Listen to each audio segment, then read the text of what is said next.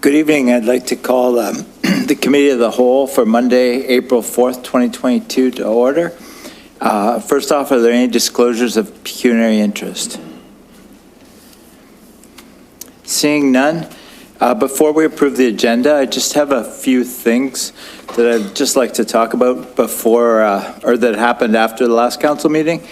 On March 23rd, I helped deliver Meals on Wheels for Meals on Wheels Week. Over 6,000 meals are delivered every year in Grimsby. And it's quite an amazing service.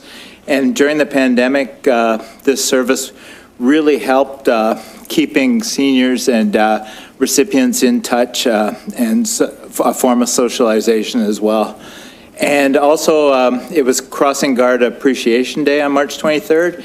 And with CAO, Brandon, and Thomas, we delivered some packages or some gifts to most of the crossing guards in town. And on March 24th, Niagara Region approved transit moving forward. Councillor Furtick will most likely say something about that a little later. On March 26th, I was able to attend Please Take Your Seat. It was a theater fundraiser for the West Niagara Secondary School coming up. Very good live music that night, and it was nice to take advantage of Wolverton Hall and be there for that fundraiser. On March 30th, I was able to watch the Peach Kings beat the Niagara Riverhawks and clinch a berth in the final of Niagara South Division Junior C, where tomorrow night they will be taking on the Glanbrook Rangers. March 31st, I was able to enjoy the Indigenous training session on Zoom for the region, and it was actually the first joint meeting of local councils and regional council together. So there was a lot of people on the meeting, but it was really well done. We had Councillor Bothwell, Councillor Cadwell, and I think Councillor Ritchie was there as well. So it was quite a good meeting. I would like to take a quick moment to welcome Beth Brent, Grimsby's new Director of Finance and Treasurer. Beth is a graduate of the Brock University Co-op Accounting Program and holds a CPA/CA designation. The majority of her career has been in the public sector with 18 years of experience for both lower and upper tier municipalities. In her most recent role, she was Acting Associate Director of Reporting and Analysis, where she was a people leader to a team of finance professionals who provided integral financial support and advice to the leaders and led the corporation's financial reporting. We look forward to working with Beth and are excited to have her as a new member of the Grimsby team. With that said, I would also like to thank Melanie Steele for her tremendous contributions to the town. Melanie has been the Acting Director of Finance Treasurer for a little over a year and has played a key role in shaping Grimsby's finance transformation. Any project Mel led or assisted with greatly benefited from her financial expertise, with her continuous high quality of work demonstrating her commitment to providing staff and residents with world-class financial management. Thank you, Mel, for all that you've done for the Grimsby community, and we wish you nothing but the best as you return to the Niagara region. And one last announcement, as many of you know, this year marks the 100th anniversary of Grimsby being a town. Tomorrow, you can acknowledge another impressive milestone in our community's history, and this one dates back to 1790.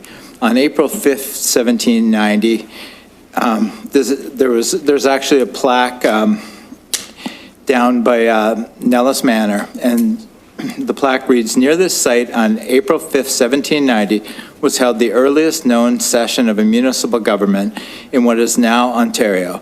This town meeting of Township Number 6, later named Grimsby, dealt with such matters as the height of fences and the registration of livestock marks. While magistrates appointed by the Crown still exercised the more important functions of municipal administration, this marked the beginning of local self-government by elected representatives of the people. Grimsby has a history and heritage to be very proud of, and I encourage listeners to check the plaque out, as well as other historical items about Grimsby that can be found at the museum. I'm looking forward to celebrating and visiting with the community throughout this year as we celebrate 100 years as the town of Grimsby. Oh, yes. And one last announcement. Rona from the Art Gallery, Rona Renger, I was able to attend her retirement last week, and it was a nice visit with a lot of people at the Carnegie Building, and we wish Rona all the best in her future endeavors. I'm sure she'll still be a familiar face around Grimsby. I think that's everything. Now we move to approval of the agenda. Yeah, I did disclosure, I thought, didn't I? Oh, disclosure, are there any disclosures of pecuniary interest? Seeing none, let's move to approval of the agenda. Need a mover and seconder? Yeah, go ahead.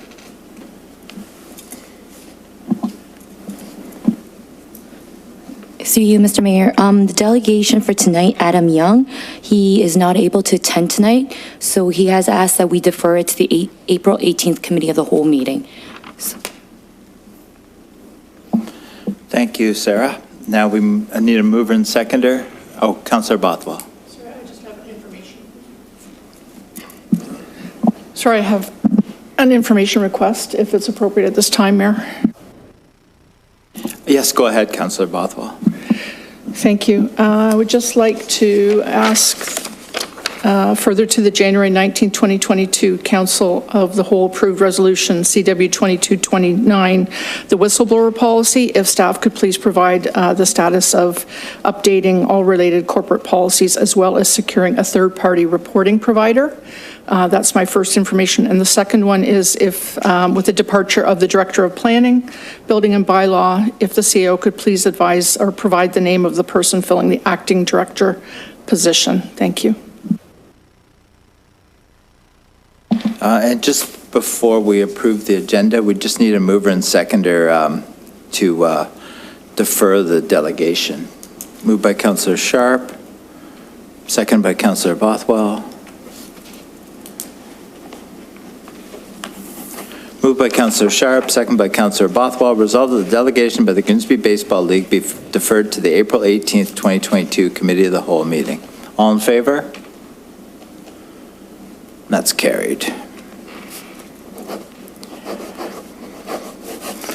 Now we need a mover and seconder to approve the agenda. Moved by Councillor Sharp, second by Councillor Cadwell.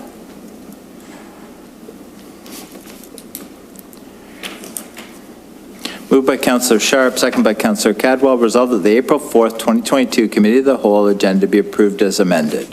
All in favor? That's carried.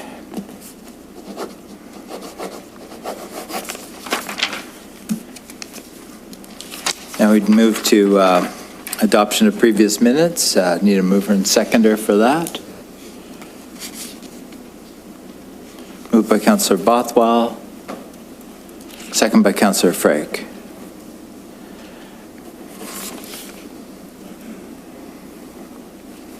Councillor Sharp? Yeah, thank you, Mayor Jordan. I just want to speak quickly to the Grimsby Green Advisory minutes.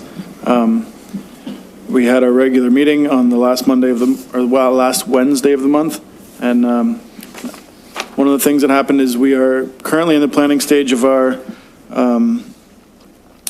We have a tree giveaway going on this summer. They are saplings, and we are asking people to register online. And we hope to track the trees as they grow. So we want to be able to put them in our GIS system and watch these trees grow, see how many succeed. I know it's hard to get a sapling growing, but there'll be more information coming online. You can follow me, and I'll post that. Thanks. Thank you, Councillor Sharp. Moved by Councillor Bothwell, second by Councillor Frake. Resolved that the Grimsby Green Advisory Committee meeting minutes of March 30th, 2022, and the DIA meeting minutes of February 2nd and 16th, 2022 be received. All in favor? That's carried.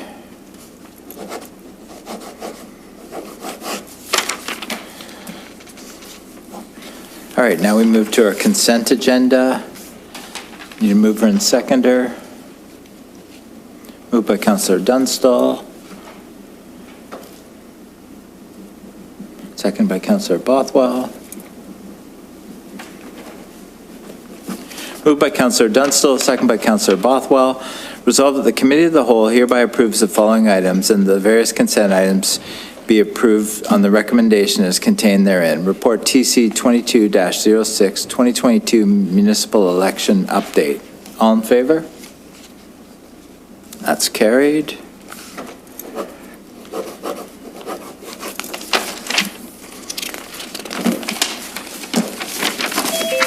Now we move to number 8, 8.1, Administration and Finance, Report FIN 22-10, Tax Payment Update.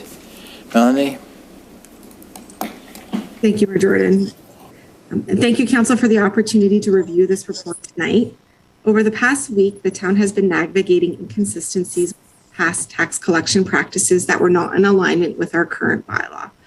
At its core, the challenge has been that some taxpayers were not allowing enough processing time for payments to reach the town by our due date when paying at their bank or using online payments, but they did not realize this. This came to light when our town applied penalties and interest per our policy and bylaw on the day after our due date. This had not been done consistently in the past, and therefore some residents were not aware that their payments were not reaching us in time because they never received penalties and interest or any triggers in the past to let them know about this.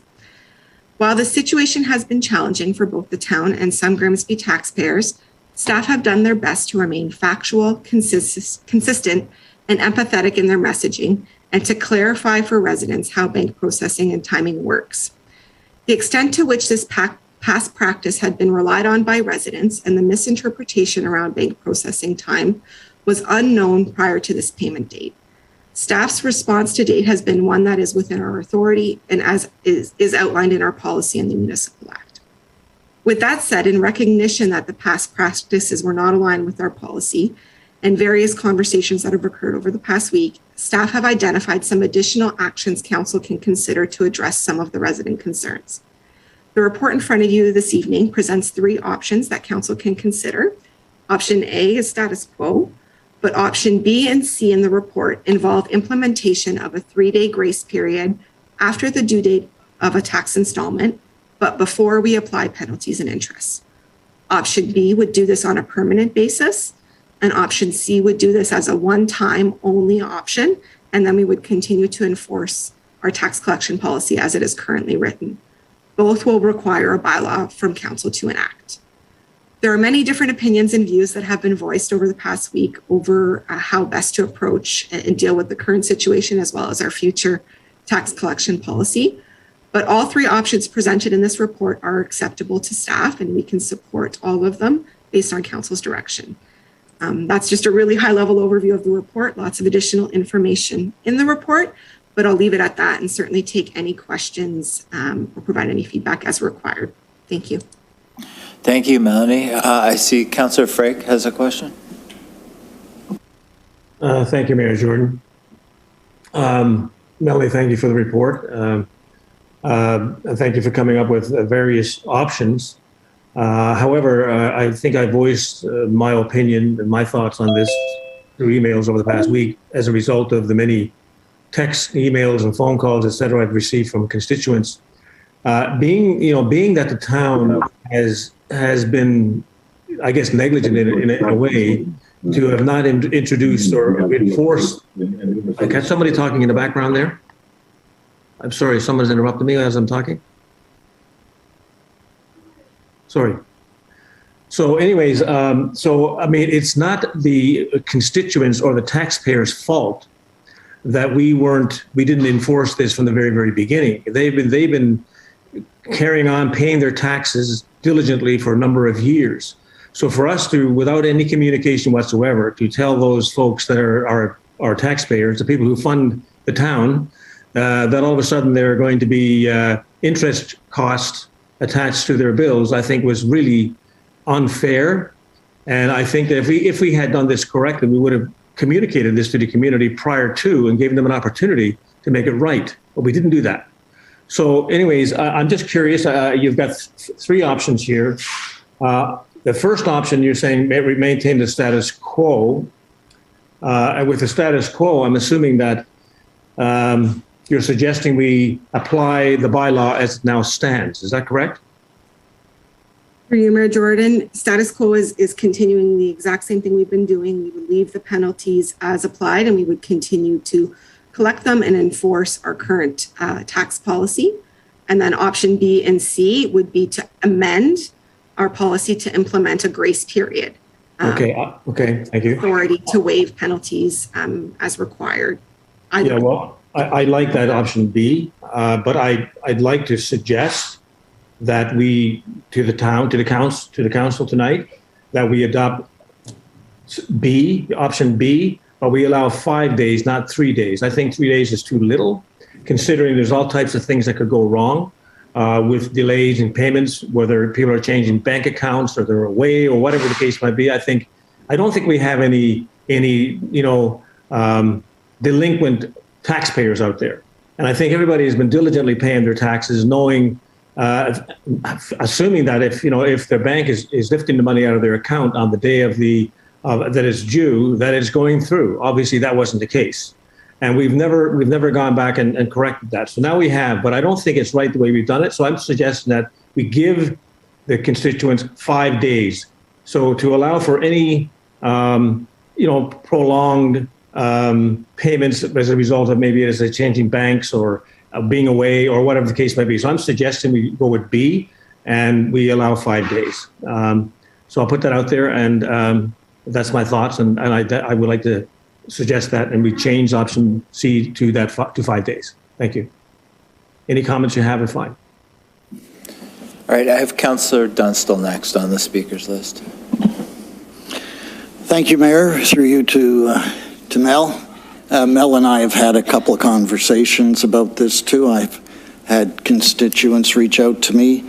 And I'd like to, in Mel's defense, come to her rescue, because I think she just wasn't aware how many people were that close to making their payments, and she didn't realize that it was going to be as many as there were. And I think we read that in her email, that she was planning on making this report and covering this off in some way, shape, or form when we decide which one of the three options we're going to choose. So I appreciate the hard work you put into this too, and how much it was a real conundrum that you didn't realize that it was even going to happen. And I would not agree with 5 days. In fact, I'd like to ask you what you think is the best option. And I have an option in my mind. So if you could let us know, Mel, what do you think which of the three options do you think that would be appropriate? Thank you, Councillor Dunstall, and through you, Mayor Jordan. I will echo council, not to be defensive in any way, shape, or form, but council and staff did not realize the extent to which taxpayers were relying on past practices, or else we would have most certainly taken a different path. Hindsight's always 20/20, and once we started receiving those calls, it became apparent that more taxpayers than I would have anticipated were relying on past practices that were not consistent with our bylaws. With that said, I would also add the comment that the majority of taxpayers did either schedule their bank payments early or send in payments. We are still dealing with the minority of taxpayers. It is more than just a handful, but it certainly still is the minority of our tax base that had the misunderstanding about the processing time. So I think that's important kind of context to provide for council. We receive about 11,000 tax payments every installment date, and we're talking about 700 right now. So it's still significant, but the minority and the majority have processed in alignment with our due dates. So as far as options for consideration go, which is most appropriate, Obviously, I believe 3 days is an appropriate amount of time. That's the recommendation we've written into the report. I can certainly support more or less based on a policy decision from council. The reason we outlined 3 days was because bank processing, they will tell you anywhere between 3 to 5 business days is their standard disclosure. With that said, our experience is 24 to 48 hours. That is typically what we see. Even if we look at this past cycle, we received 705 payments within 24 hours, another 145 within 48 hours, and then only 45 within the 3 days. So it definitely felt like 3 days was appropriate. And the reason we're not recommending as staff for a longer period of time is not because we can't do that. We can certainly make that policy decision as a council, is because the grace period applies holistically. So while we would certainly be providing that grace mainly for online payments, anybody who's coming in during that grace period, perhaps knowingly paying after the due date, would also receive the same grace. We can't distinguish between payment types. It's a holistic application of the grace period. And by extending it for a longer period of time, you're essentially extending your due date. And we can certainly do that if that's council's direction. I don't have an objection, but the 3 days was really staff's best estimate of what is appropriate based on our experiences and our review of how the payments are coming in. And so that's why we've used the 3 days. To address the last part of your question, Councillor Dunn, so option B or Okay. I think you're looking for my perspective or my opinion. As I mentioned in the report, all are acceptable. It's really a policy decision at this point about whether council wants to embed policy that has a permanent grace period embedded into it. My experience and our review is most municipalities all the municipalities we reviewed, I can't say I've reviewed all 400 tax policies across the province, but we've certainly reviewed 5 to 10 of them. None of them have a permanent grace period embedded into their tax collection policy. So from that respect, best practice, I think, is to be a little bit more black and white on these rules and to communicate them consistently and enforce them consistently, which would lean us towards option C as kind of the best practice. If we want to acknowledge the challenge we've had this March, we could certainly put a one-time bylaw to acknowledge that, provide the appropriate refunds to the residents that were impacted this time, and then enforce our tax policy per best practice going forward, which is, communicating to residents that they would need to, process their payments a few days in advance. With that said, I've never seen a municipality that's had the past practice that Grimsby had. So if we're thinking of a made in Grimsby solution, and if that's the kind of policy we want to set, I see no objection to having a permanent grace period as long as we are consistent in how we apply that. So if council feels that that is the most appropriate course of action for Grimsby, and we want to be the municipality that provides that level of grace on a permanent basis, I don't have an objection to option B either. It's really, my job is kind of to present the options and present the policy information in a factual basis. I think the difference between B and C is really one of council's preference, and if they want to be embedding a permanent concept of grace into our permanent structure going forward. There's nothing wrong with it. My experience is that it's not embedded in most other municipalities. Our partner municipality, Lincoln, right next door, does not have it. They enforce the policy the same way we do, as do many other municipalities. So I accept both B or C. My recommendation would typically be C, but I can absolutely appreciate that a made in Grimsby solution for B might be appropriate. Thank you. One other question. When I read through your report, I was curious to know how, when people pay at the night mailbox, we call it that, you said 4:30 on the due date. Is there somebody that clears that at 4:30 in the afternoon, right at 4:30, eh? Because I thought, well, if somebody drops one in at 4:30 and somebody drops one in at 5:30, how do you know that one came in at 5:30 if you don't clear it at 4:30? So you clear it at 4:30.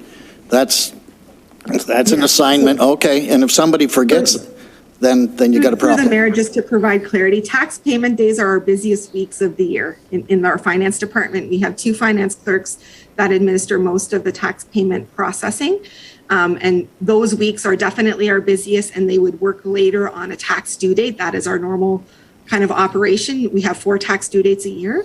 And so 4:30 on that day, they definitely empty that and they process all of those payments in accordance to make sure that we can stay on cycle. So that is kind of normal operations for us. Yeah, and lots of us are still using checks too, I guess. That caught me by surprise because checks are expensive to use these days, and the banks are trying to dissuade us by making it more expensive to buy the checks when you go and reorder. So I was quite surprised that we're still using that method of payment, but some people, I'm guilty of, once you start doing something a certain way for a number of years, you just want to do it that way, and you pay the extra cost in buying the checks. So I think we're going to see that diminish over the years as life goes on. And I would agree with option C. That would be my choice of which one we should go. We didn't realize what we did, so let's refund these penalties this one time, and let's get back on track the way it was always supposed to be, and then this will be all forgotten in a short period of time, I'm sure. Thanks, Mel, for your hard work. Appreciate it. All right, next up on the speakers list, I have Councillor Sharp. Thank you, Mayor Jordan. I also got a few phone calls from residents with regard to late fees on their taxes. They thought they paid them on time because they paid them on the day of. And the residents who called me, they said they paid small fees, like it was $16.99, $21. Like we're not talking enormous fees, but they were fees. And they had paid taxes that way for many, many years, and they said that they didn't think it was fair. Although they did point out that they didn't think it was fair that they weren't notified. And while I know Councillor Dunstall said that he would support option C, and so would I, but I think I would also support option B, because I know some people, so our tax due date is on the Friday of whichever quarter it is, and if you have to pay them 5 days early, not everybody has... not everybody is ahead on their budget like that. To pay, some people have, so if they have to pay by 5 days early to pay online, then it's like changing our due date, right, without changing it. And so for some people, they might choose instead to pay by check. And I know we want people to pay through automatic payments as our preferred method. And I believe that paying online makes it easier. I think dropping a check off in the mailbox, while it still is an acceptable way to pay your taxes, is probably the most onerous on the town to receive them and file them and record them. So I don't want to dissuade residents from using the online payment system by telling them they have to give it to us 5 days in advance or 3 days in advance. And not all residents have their taxes 3 days in advance. So even though not a lot of municipalities do it, maybe there's 1 or 2 that do, and maybe one of them would be Grimsby. And so I would support option B to allow a 3-day grace period. And I just have one question. I have 2 questions. First, is 3 days 3 business days? Thank you, Councillor Sharp. Through you, Mayor Jordan. That is how the language we're using, 3 business days. So we operate everything on business days. Our due date is Friday, so 3 business days would be till the Wednesday of the subsequent week. So it would be the end of the Wednesday, correct? Correct, Councillor Sharp. So you are talking, you're due on Friday, and you have Saturday, Sunday, Monday, Tuesday, Wednesday for that to be processed. And so I think that's an appropriate amount of time. And I think the other question I had, you mentioned there was around 750 that were received within 24 hours and 144 within 48 hours and 50 or so. So we're talking 900 online payments that were received late. And there's about 11,000 homes or accounts in Grimsby. So it is a minority, but it's 10% or maybe 8% of the homes that that paid at the due date or close to the due date, and they were charged $16, $18, $21, whatever it is. So I would support option B. Yes, thanks. Up next, we have Councillor Vane. Thank you. Melanie, first of all, let me say thank you very much for everything you've done for the town. You have done amazing work in bringing this town into the 21st century and updating everything and getting the tax department in shape, and so that, you know, we are running into an issue because you are efficient, and that's good. And like I said myself in the week, is that, yes, I think we should have sent out a message to people to say, hey, you know what, as usual, your taxes are due this day. I personally always have my taxes taken out automatically, so I've never had a problem with it. I also know that when I pay a bill to the hydro company or to gas company or to Bell Canada or cable, that if I do an online banking thing, I know it's not going to be there on that day. Again, I do a lot of pre-authorized payments so that it's taken out on the exact day. That's the easiest way to me. I don't agree with making a made in Grimsby policy. If I call Visa right now and say, hey, listen, I'm going to put it in the, make a payment on the due date through the bank and you'll get it 4 days later, they're going to say, too bad. If I call the gas company, too bad. I call the hydro company, too bad. And as you said yourself, if I call 439 other municipalities, guess what they're going to say? Too bad. And I'm not trying to be unsympathetic to people. I would support item C, but if you're going to change it, give a grace period, then just change the payment date and just tell people, let's do this date. That's like, this is, to me, is, I don't know. Nobody likes to get hit with penalties, and I get it. And was the past, you know, members of our department, did they not maybe stay on top of it? Yeah, that's fine. I get that. And maybe we should have communicated. And that's the only thing I'm going to say that I think we should have done better, maybe communicate a little better. But if we're going to change the whole policy, then just change the policy. Just say, instead of making it on the 4th, we're going to have it on the 9th every month or whatever, or every quarter, sorry. We're just making a lot of work for ourselves here for nothing.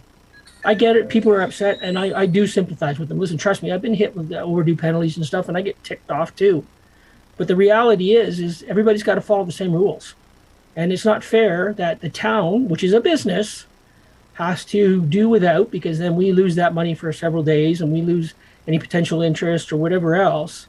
The town is the town. It's a business. We've run it this way. I'm sorry some of our staff didn't do it the way they were supposed to. Instead of saying thank you for the good years that we got away with it, that's what we should be saying. And now we're complaining because we actually have to follow the rules. I'm sorry, but I can't support B or A. I will support C. Thank you. Councillor Vardy. Thank you. Through you, Mr. Mayor.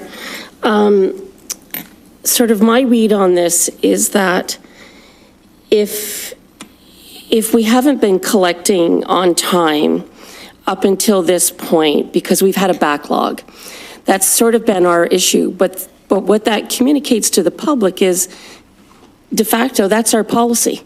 You know, so, you know, that we accept those due dates and we don't collect the late fees.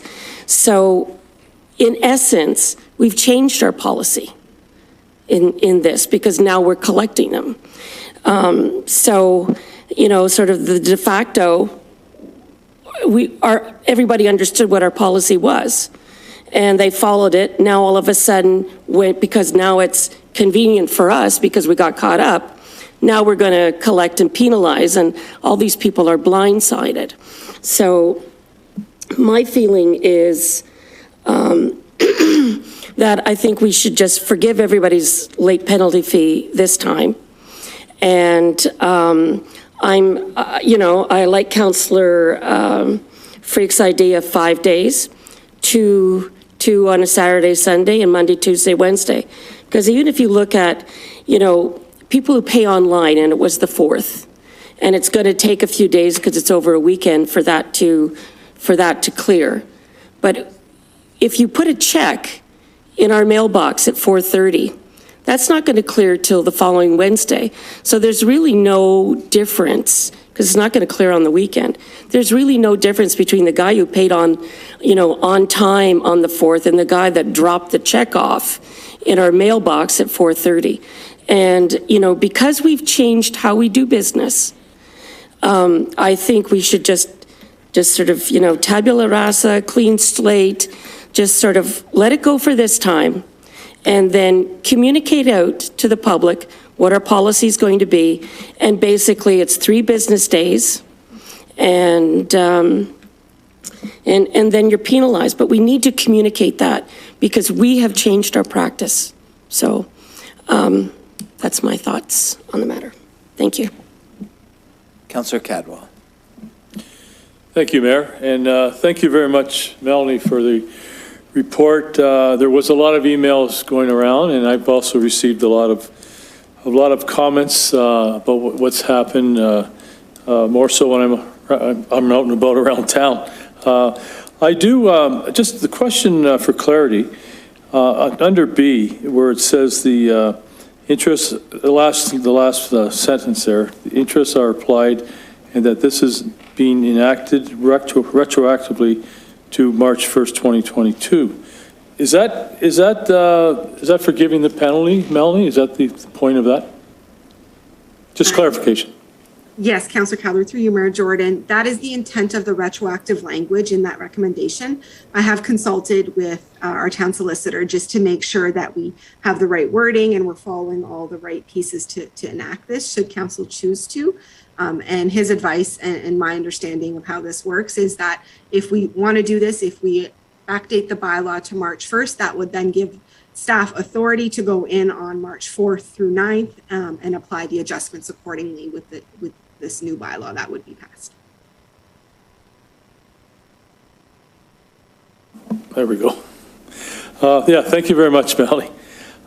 Yeah, and I do like the 3 business days. I think that because the taxes are due on the Friday, and that allows people, if they want to obviously drop them off at any point or whatever. But I will be supporting B. I like that recommendation, or not recommendation, that option that's been put forward here. And personally, I want to thank you, Melanie, very much for your time and your hard work working for the town of Grimsby. I think you've done a great job. You really have. I've just seen the changes I've seen in the finance department over the years from being here for a little while. But I think you've done a fantastic job. We're on the right track. So thanks for your time, Melanie, and best of luck in the future to you. Thank you.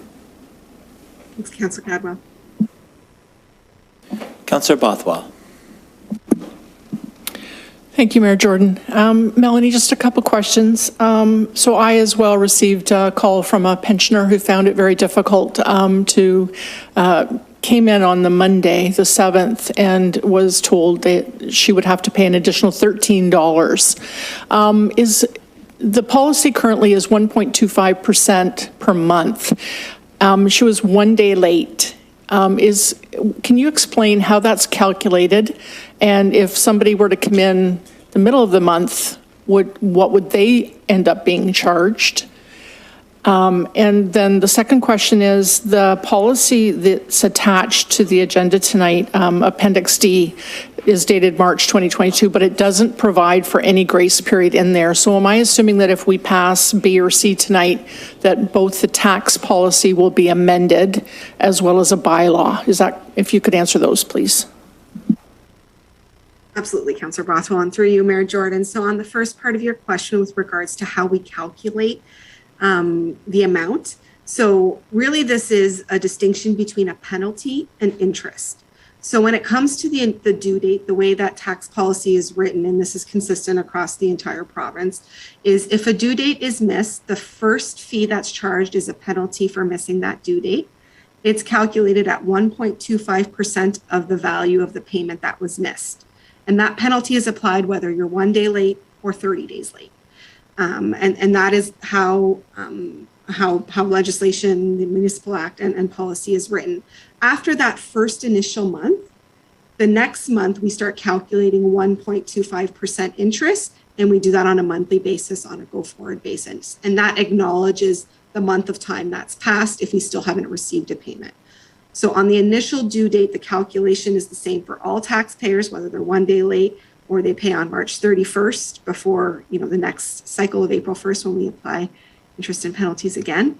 It would be the same calculation for all taxpayers, and it's positioned as a penalty, is that first piece. And the second piece, Councillor Bothwell, you are correct that what's attached to this report is just information or reference of what's currently in place. Should we receive a direction from council today to do option B or C, that would give staff the authority to draft the bylaw with the amended tax policy to embed that grace period if we go with option B. And if we do option C, we would draft a one-time bylaw to have a one-time grace period. Council would approve that at its next meeting, and then staff would process accordingly based on the approval of that bylaw. Thank you. I just, how do you expect to reimburse taxpayers that amount? If you could let me know that. And I'm with Councillor Frake and Councillor Vardy in that I think that we did kind of surprise people, and that I think a 3-day grace period is something that we should entertain. So if you could just help me understand how you're going to do that reimbursement, that would be appreciated. Thanks. Last question. Problem. So through you, Mayor Jordan. So our intent with this is some taxpayers have paid their penalty, some have not, under the assumption, either in protest or either under the assumption that further action would be taken. The way that we would do this is we would simply apply a credit for whatever the value of the penalty was to all accounts that were eligible. If the taxpayers have already made that payment, it would reduce the amount of their next installment on May 6th or their installments in August or October, however they choose to reduce their future payments. Obviously, the taxpayers who have not paid their penalty to date would simply see that credit against their account, and there would be no future impact to any of their payments. Thank you very much again for your report. Councillor Ritchie. Thank you, through the mayor. So I think I first want to start off by apologizing to the residents as a councillor, because we are ultimately responsible for this. So I'm going to ask some questions here just to clarify some things, such as, so who is in charge of policy in our town? Well, I already know the answer. It's council. Yeah. Council's in charge of policy. So when I hear stuff that we've changed policy through practice and all the rest, I think that's insinuating that, staff's changed the policy, which they do not have the power to change the policy. So therefore, if a policy's been in place, I guess my question to you, how would you know how past practice ever was? Especially if you've come in. So I guess I want to ask a question about how the policy had been done in the past, and how many days were we allowing individuals to be late in their payments in the past? So thank you, Councillor Ritchie, and through you, Mayor Jordan. That is certainly what you've articulated there is certainly how I feel being new to the town, and our management team that made the decision and enacted this was also new to the town.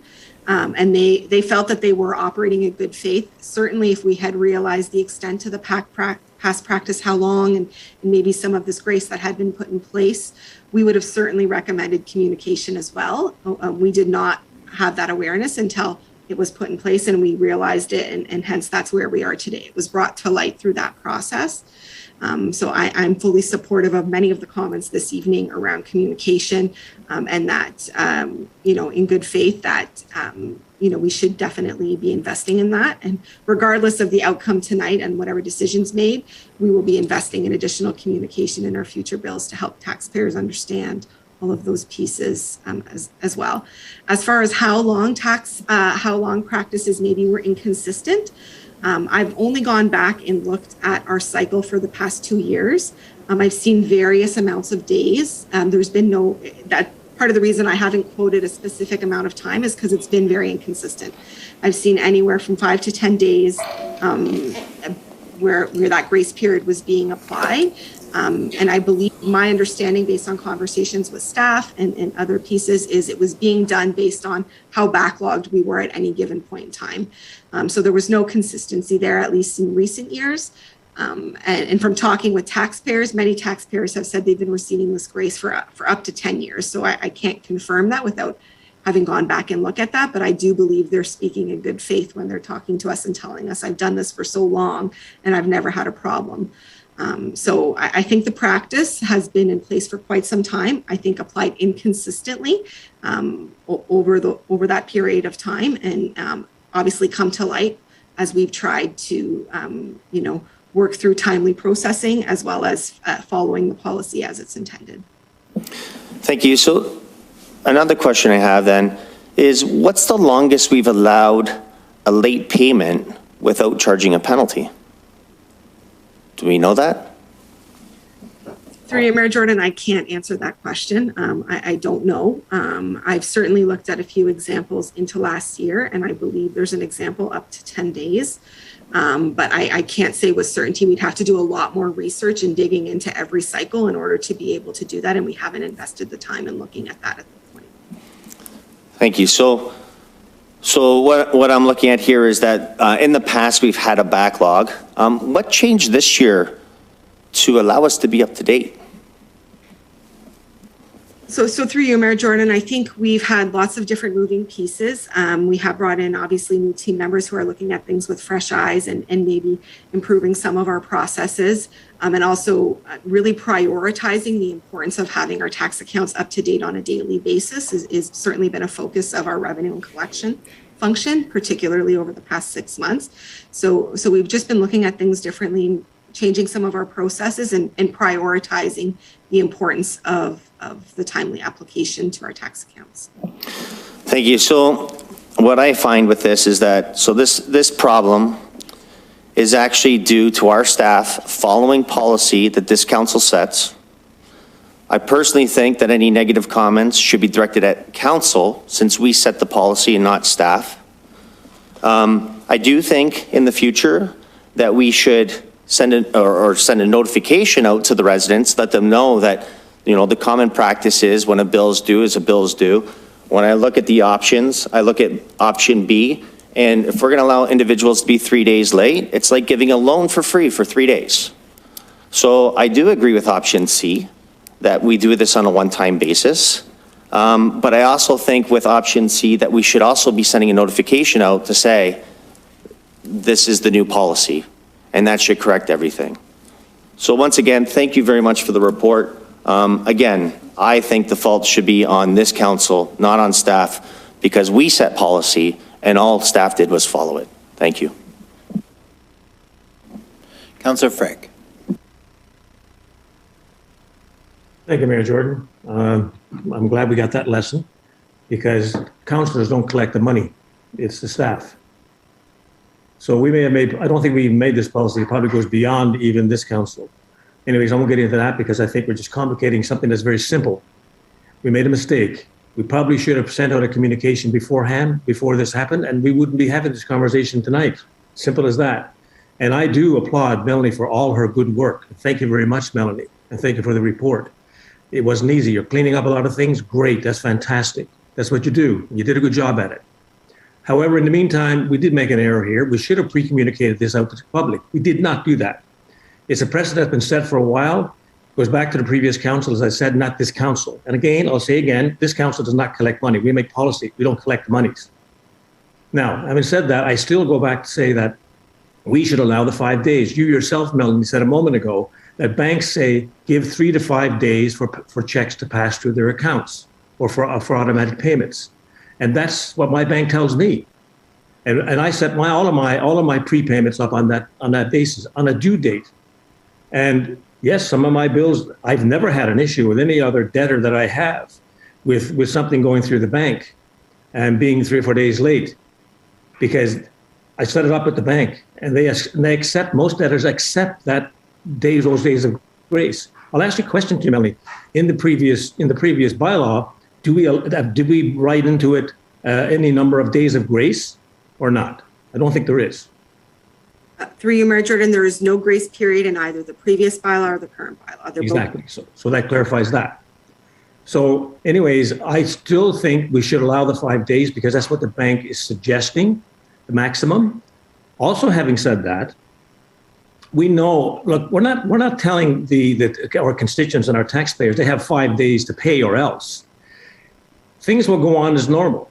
Most things will just pass through the bank in 1, 2, 3 days. We're only allowing the 5 days to happen if there's an exception.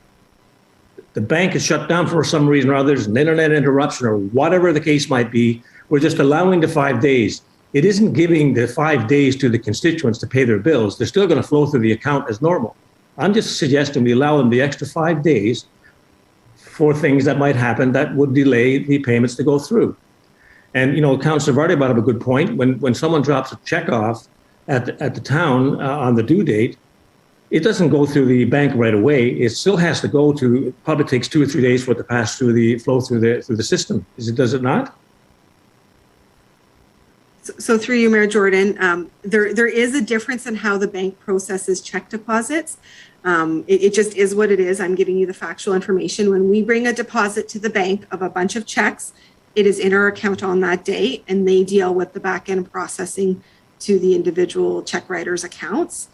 It is different than how the bank deals with online payments and the clearing processes they have set up overnight.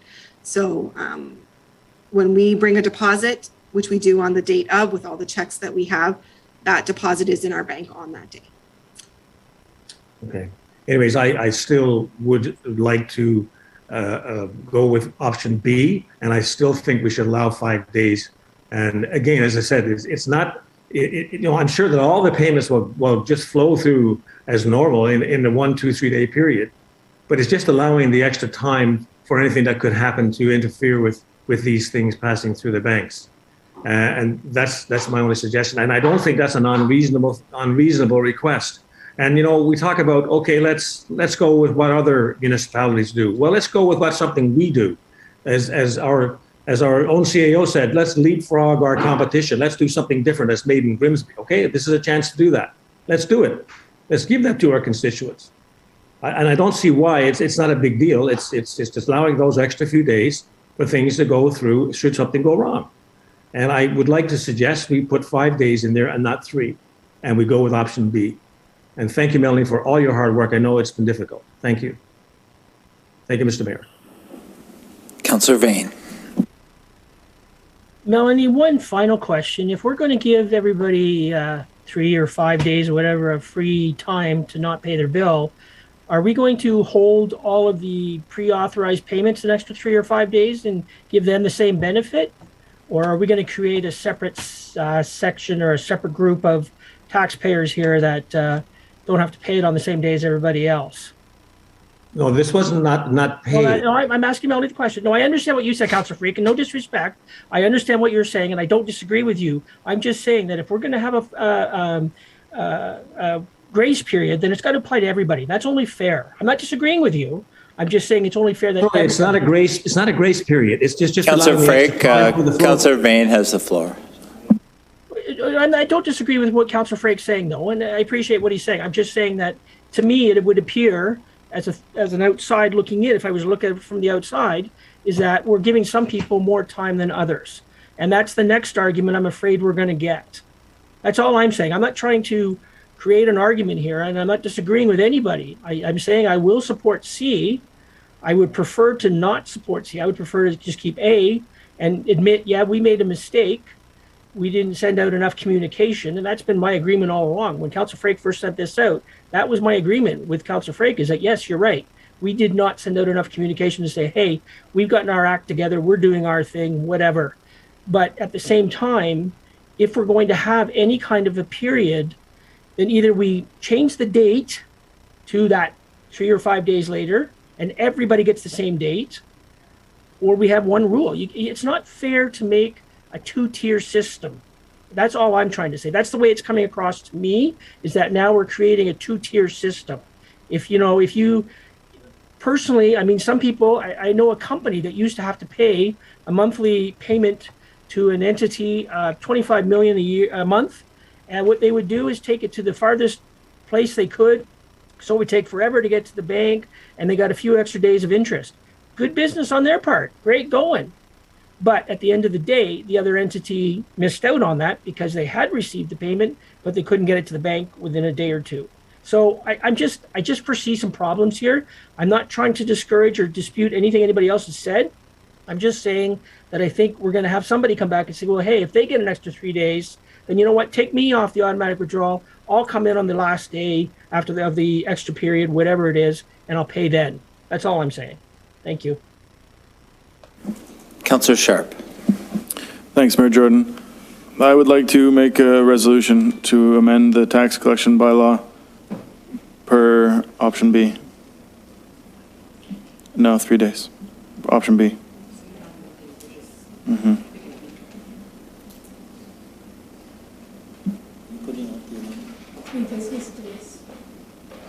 Three. Yes, that would be Wednesday. And then, so the taxes are still due on the same date. We haven't changed our due date. We're just not charging the penalty until 3 business days after the due date. So everybody, please pay your taxes on the due date. It hasn't changed. Option B. Councillor Dunsel, did you want to second that? No. Okay. All right. Oh, Councillor Cadwell, you're seconding it? Yep. All right. So we have a resolution on the floor. Moved by Councillor Sharp, second by Councillor Cadwell. That report FIN 2210, tax payment update dated April 4th, 2022 be received, and the council directs staff to move forward with option B, amend the town's tax collection bylaw 2216 to incorporate a grace period of 3 business days after each payment due date before penalties and interests are applied, and that this be enacted retroactively to March 1st, 2022. Could we have a recorded vote? Yes, please. We have discussions. Oh yeah, we have discussion on this amendment. All right, so we'll start the speakers list over again for this one? I think that's correct, right? Yep. All right, so Councillor Bothwell? Thank you, Mayor Jordan. I know it's hard to coordinate all the hands and the clicks and the things on screen. Melanie, just one more question. Are there special provisions for businesses? I noticed that there, with respect to payment arrangements, and if they are late, are they treated any differently than residents? Because I think there's a separate section in the bylaw. If you could explain that and how what we vote on tonight will impact businesses. And maybe is there any way to say how many of the ones that came in late are actually businesses? Thank you. Thank you, Councilor Butler, for the question. Through you, Mayor Jordan. The calculation is the same and it's applied consistently for a resident or business. It's 1.25%. The difference would be a business or a commercial property would have a far larger in tax installment.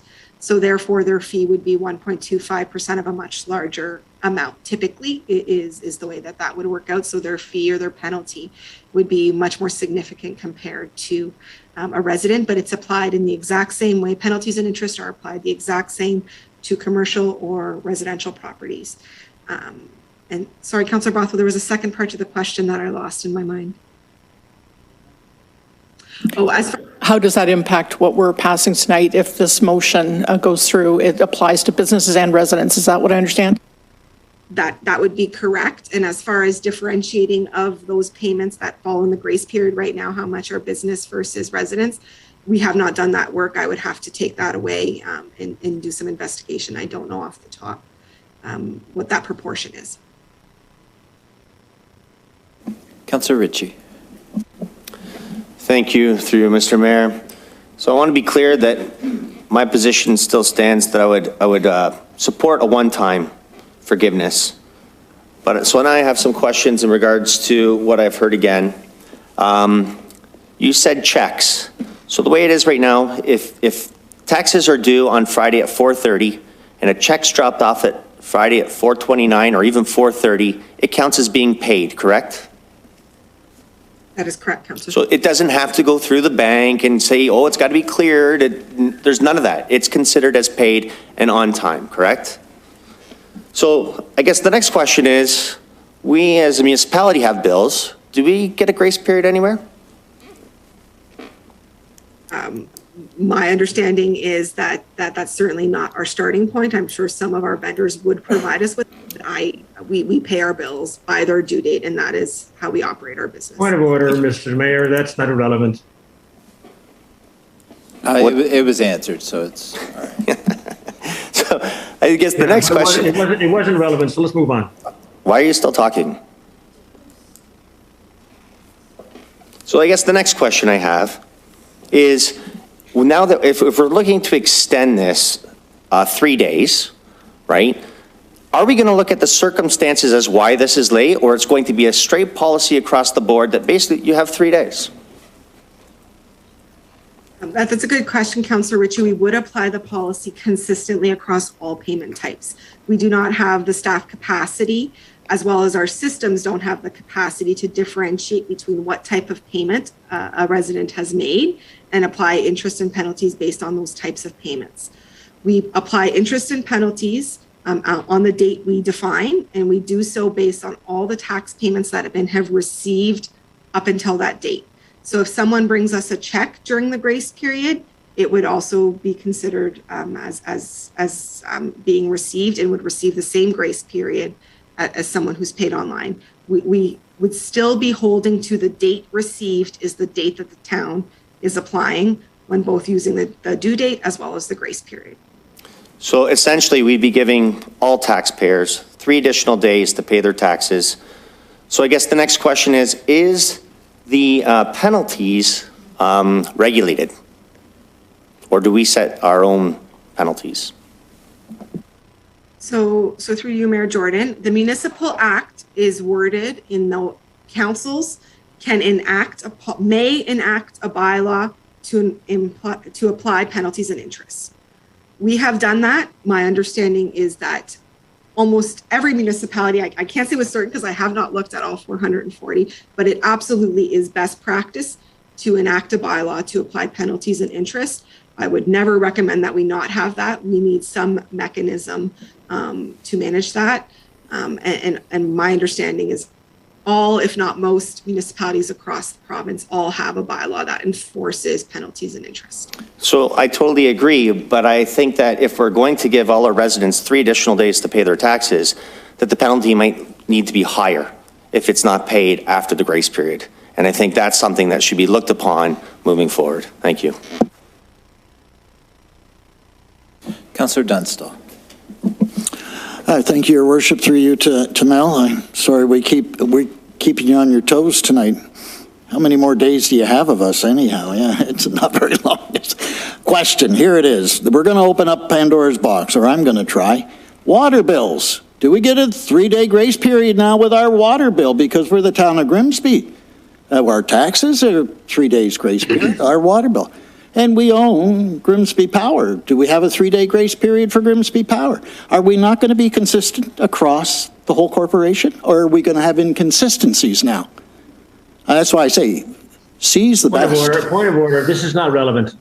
Oh, beg your pardon. Excuse me, Mayor, I've been interrupted because... Councillor Frake, I think it is. I think it's relevant. It's very relevant. It's consistent. How do we bill? Talk about the property tax bills. My goodness. Councillor Frake, you're out of order. Yeah. Could Mel answer the question without being interrupted? Thank you. Thank you, Councillor Dunstall, and through you, Mayor Jordan. It's a question that I've been looking at behind the scenes. We've obviously been focused on the past week and a half on the tax payment process. And I've been prioritizing responding to every single resident as well as developing a strategy to bring you this evening.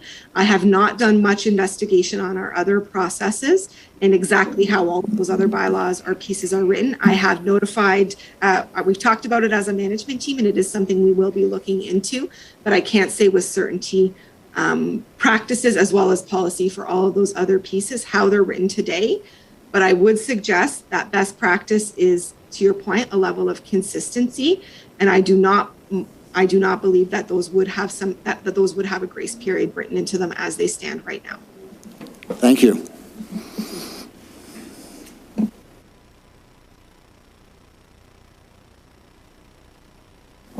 All right.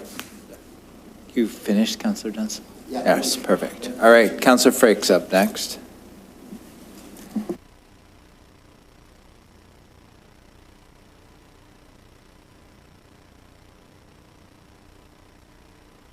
to pay their bills. We're talking about allowing 3 extra days or 4 or 5 extra days for it to flow through from the bank. We're not giving them 3 extra days to pay their bill. We're just allowing that period for it to flow through the bank. The date will still be the same. It hasn't changed. So I think we kind of lost track. This is not like, okay, you can pay 3 days later. This isn't the case. It's just allowing for the 3 days for this to pass through the banking system. That's all we're doing here. Am I right, Melanie?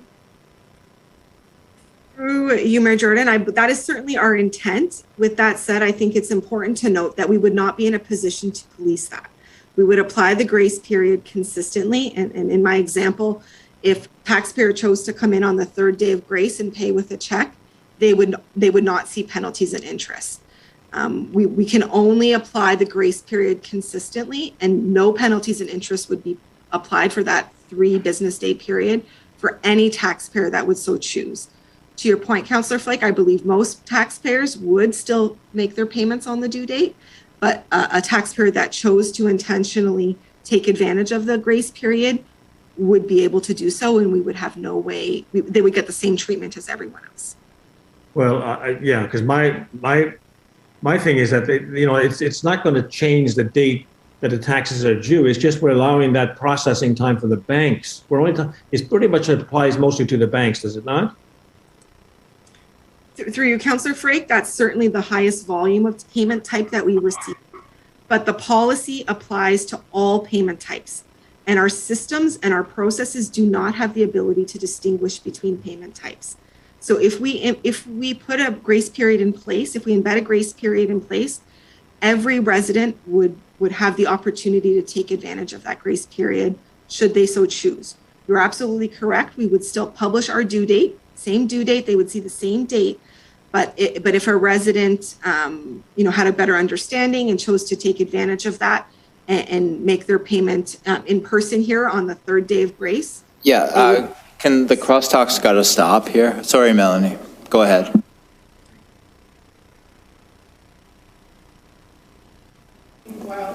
I think I've answered, I hope I've answered, but. Excuse me, this is our first night back. We're just I don't, point of order, that's not appropriate. We need to dedicate our attention to the speaker, please. You can interrupt, but nobody else can.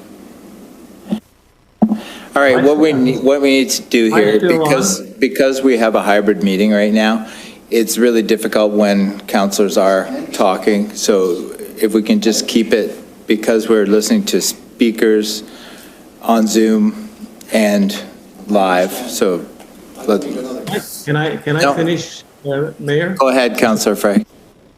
If the due date is on a Friday at whatever, and people want to drop off their checks 3 days after that date, then that's delinquent. I understand that. I understand it completely. But when someone has a bank account set up so that the money is dinged from their account on a certain day, and we're allowing 3 days for that to process, that's different. But if someone is due, if a payment is due on a certain date, and you allow them 3 days, it's okay, you can pay 3 days later, that's a different situation totally. Am I clear? Am I talking through my hat here? No, Councillor Frank, I do understand what you're saying. I think the nuance is in the details of operationally how we put this in place. We would still be operating on the date received as the date that your payment gets applied to your tax account. So, if you chose to do that at the bank and it took 2 days to get to us, we would apply it on the date we received. If you chose to bring us a check 2 days late, we would apply it on the date received. And then 3 days after our due date, if we implement a grace period, that is the date in which we would run. We basically have a process that we run to apply penalties and interest to all accounts. It doesn't distinguish based on the type of payment you've made. So the concept of a grace period gets applied consistently to all taxpayers, and we would continue to do that based on the date the town receives the payment, regardless of your method of payment. Well, I'm more aligned with the bank allowing the time to go through the bank. If someone's dropping their money off at the town hall, there is no question that date is the date. If the due date is the date, they drop it off.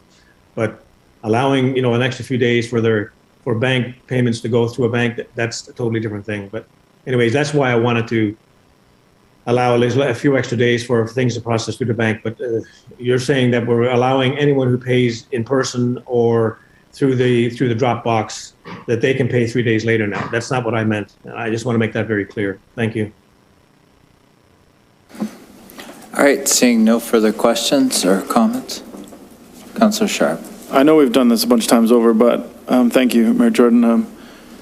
So the due date is still Friday, and you're still late if you pay it on Monday or Tuesday. We just don't apply the late fee until Wednesday. So you're late. Pay your taxes on Friday. That's when it's due. If you pay it on Tuesday or Wednesday, you're late. Your taxes are late. We just don't give you a penalty fee, which is like a 1.25%. We don't apply that fee until Wednesday. So your taxes are due on Friday. Pay them. And if you pay them late, you just don't get the penalty until Wednesday.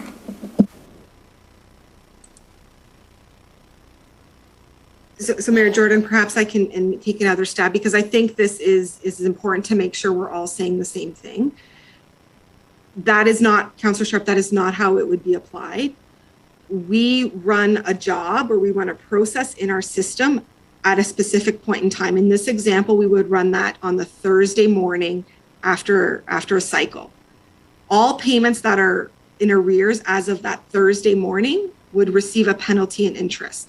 So payments that were applied on the Monday, Tuesday, and Wednesday, regardless of their payment type, would receive the grace. So there are situations where taxpayers could be coming into the town, making cash payment, a check payment. They could also be going to their bank on Monday, which is late, making their payment. If we receive it before the Wednesday, they would still fall within that grace period. The only date that the town can use in our system is the date that we receive the payment. And that is the only thing that we can use to apply consistently when we're establishing our processes. So the concept of a grace period gets applied to all taxpayers, regardless of payment type that they're making. Yeah, so that's the point I'm making. It's a grace period. It's not a change in the due date. There's a grace period for the fee that we charge. The due date is still Friday. The fee date is now Wednesday or Thursday morning. Councillor Vardy. I'd like to call the question, please.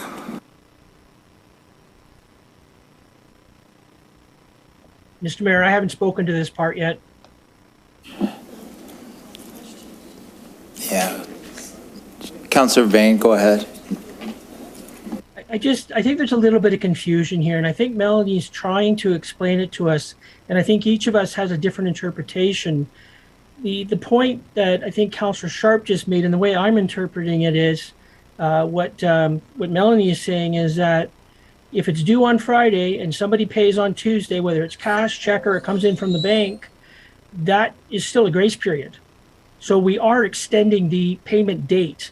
The only grace would apply to everybody. Doesn't matter when they pay. As long as it's paid by 4:30 on Wednesday instead of Friday, they will not get a penalty. They will not get charged interest. So we are changing the payment date. So I strongly suggest, instead of us going through this complicated process, that we're just sitting here, we're all kind of interpreting in our own ways. If we want to change the payment date, change the payment date. Stop this grace stuff, stop this no penalties, whatever. The date is the date is the date. If you want to give a break to some people because we didn't communicate properly, then go option C. Option B is only going to allow people an extra 5 days to make a payment, period. End of discussion. Now, Mr. Mayor, I believe everybody's spoken. I'd like to call the question now, as Councillor Vardy had requested. Thank you. Well, actually, everyone hasn't spoken, but yes, there are no more speakers with their hands up. And just one point of clarification that I want to add. The water department is a separate billing, and historically, they've processed payments a different way than the tax department. Grimsby Power is a separate entity processing payments in their own way. The tax department, as Melanie has said, has done this for a long time. You said up to 10 years for one individual. I just think that moving forward, having Made in Grimsby solution makes the most sense. And a recorded vote was that one? Okay. All right. Moved by Councillor Sharp, second by Councillor Cadwell. Resolved that report FIN 22-10 tax payment update dated April 4th, 2022 be received and amend the town's tax collection bylaw 2216 to incorporate a grace period of 3 business days after each payment due date before penalties and interests are applied, and that this be enacted retroactively to March 1st, 2022, and that staff be directed to prepare the necessary bylaws. A recorded vote requested by Councillor Sharp.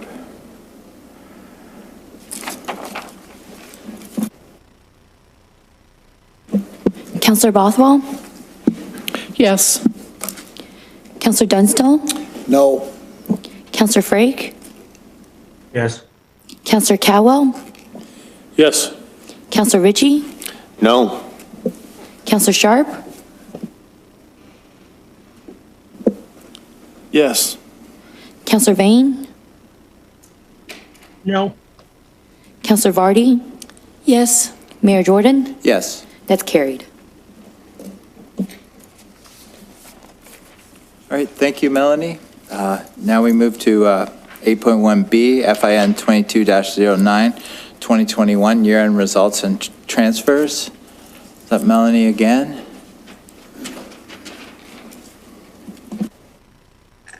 Yes, it is, Mayor Jordan. It's just going to take me one moment to pull up. I have a little presentation to walk through. Just bear with me one moment. All right, thank you.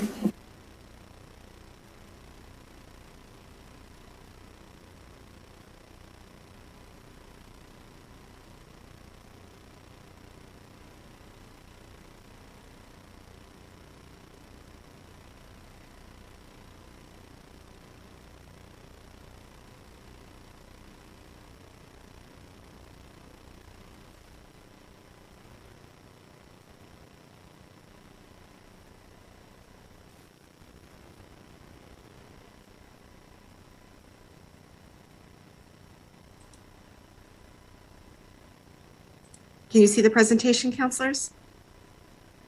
Yes, we see it. Okay, perfect. Thank you. So good evening, and thank you for giving me the opportunity to present to you the 2021 year-end results and transfers this evening. My goal this evening with this evening's presentation is to supplement the detailed report you have in front of you for consideration and provide some key highlights to guide your understanding and decision making. I will set some context and review the operating levy results, the water results, the sewer results, and outline our recommended strategy for transfers to reserve. Also this year, you will see in our report, and I have one slide in our presentation where we will incorporate the financial reporting on our capital projects. So before we look at the year-end numbers, it is important to provide some context for the 2021 year. It goes without saying that the town's response to the pandemic was the key driver in our results. Many operational changes occurred after the budget was established and were managed in year. While the town was successful in mitigating financial impacts of the pandemic, we did track the direct costs and the lost revenue associated with the pandemic, and we've totaled that at $1.5 million for 2021. We will use this $1.5 million number when reporting our total impact back to the province and when we explain to them how we've leveraged their funding. The financial results in this report are fully transparent in that staff have not recorded any unbudgeted reserve transfers when compiling the report. We are showing you the full results of our operations compared to our approved budget and subsequently recommending any year-end transfers through this report. There are 4 main themes that contribute to our overall operating levy surplus, which is approximately $4 million for 2021. The first item is that the town recognized a one-time surplus from an $880,000 preferred dividend from NPI that was received in March of this year. The town also received $691,000 in COVID-related funding that was not planned for in our budget. Staff also had originally planned to draw $655,000 in funds from our reserves to support our core operations in 2021, and these funds were not needed due to changes in our operations. And the remaining surplus relates to the delivery of programs and services across all of our different lines of business and is further explained in the report and outlined in Appendix A. On the water and sewer side, we also experienced surplus, both the water and sewer programs. The water program had a surplus of $1.2 million and the sewer program a surplus of about $673,000. The water surplus is mainly attributable to our increased water billings, as well as some increases in our fees and meter sales for the year and some savings in employee wages and benefits. You may recall when we set our budget for 2022 that we didn't increase our water rates. And this is exactly because of some of the surplus we've been seeing in this line of business.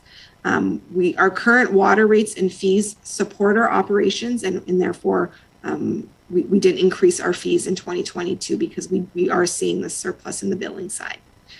On the sewer side of our business, it's mainly attributable to an annual reconciliation between all of the municipalities of our wastewater.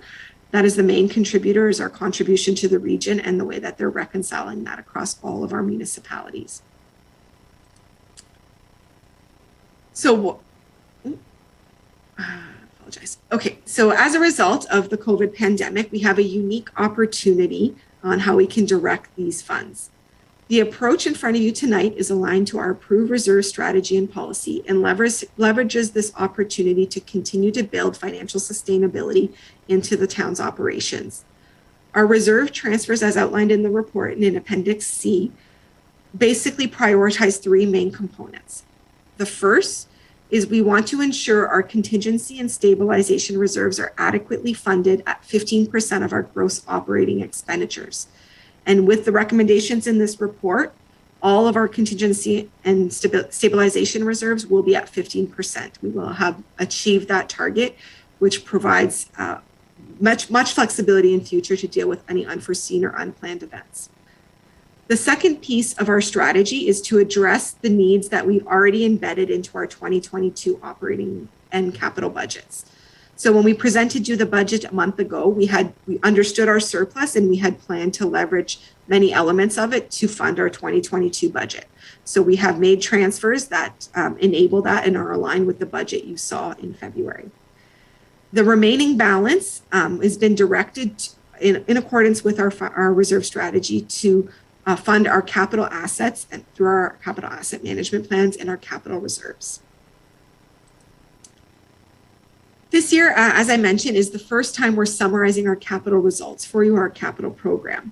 So while in 2021, many projects were deferred, and you saw that certainly when we presented you the 2022 budget, there continued to be a real need for these initiatives, and staff expect this to be a real focus in 2022. So while we only spent 17% of our capital program in 2021, many of those elements were connected to, changing work plans and the pandemic, and we have a real focus on this going into 2022.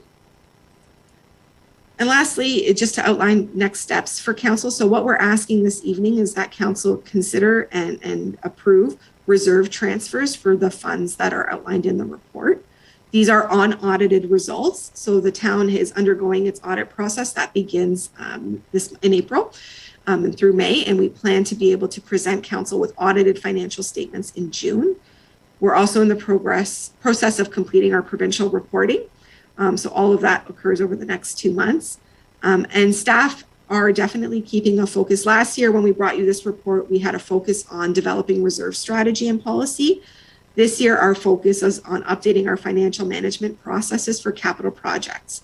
And we plan on investing a significant component of our work plan this year on further developing that. Thank you, and I'm happy to take any questions. Councillor Vardy. Thank you, through you, Mr. Mayor. Melanie, I'm just looking at the statement of operations by department. And when I look at finance, it looks to me like you were over by $400 and something thousand. Can you explain to me why there was that deficit? Yeah, I'm happy to. So if you look at the finance line in Appendix 1, you'll see the column on the far right is a surplus of $40,000, $40,332 is the overall net impact of that line of business. You will see additional revenues and additional expenditures, and those are in alignment with approved reports that were brought to council.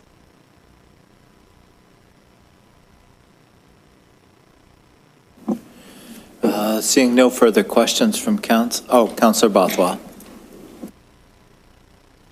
Thank you, Mayor Jordan. Melanie,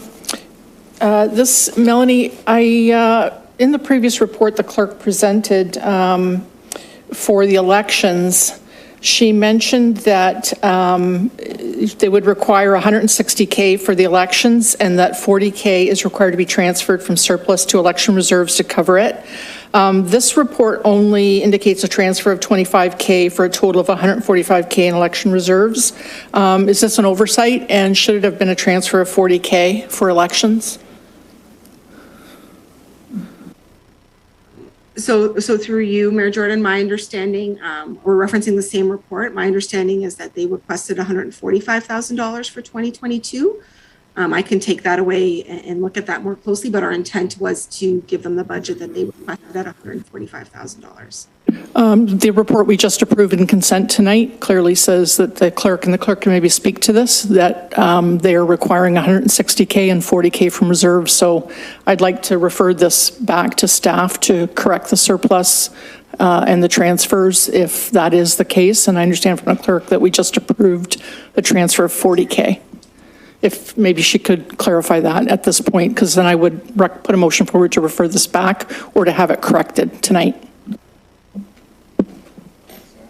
Sarah?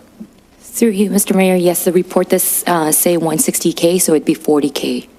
Melanie, maybe, can it be corrected tonight? Take that away. I have Okay. I have not been consulted on that report, so my recommendations are based on the report that went last year to council. So I'm happy to take that away. Point of order. Councillor Mayor Jordan, we haven't approved anything. We passed the motion. It doesn't get approved till next week at council. So therefore, this report is accurate as what we stand right now. We may be looking at doing stuff, but it's not approved till next week or in 2 weeks' time at the council. All right, Councillor Bothwell. Okay, thank you, Mayor. Thank you, Melanie. I just am not comfortable approving this tonight if the bylaw should be showing 40K or the report should be showing 40K for elections. So again, Mayor, I'd like to put a motion either to refer this back to staff or to come back to the next meeting at the same time that the council, the endorsement package was approved for the elections. If the clerk can help me with how it is best to ensure that that's captured, because I don't feel comfortable approving this tonight in the way it's worded. In point of order, Mayor Jordan. Councillor Ritchie. Can we procedurally go ahead and ask staff to do something that's not officially approved?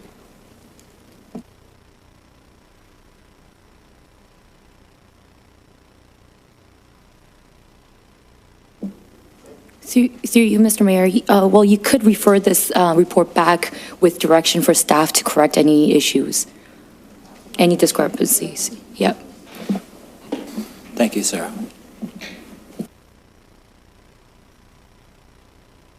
Councillor Ritchie. Thank you, through the mayor. So again, I guess my question is we may foresee an issue coming to the future, and I'm sure, well, I can't speak for council whether they passed it or not. But again, I guess I'll ask Melanie the question, is there any, is there any rush to pass this report at this time? If not, then we could refer it back to staff to hold it for a few weeks. So we'd have to hold it for a whole month. But I think that, I don't know if that's needed or not, where the report is what the report is right now. It's accurate. Staff should not be looking to predict what council actions they may take.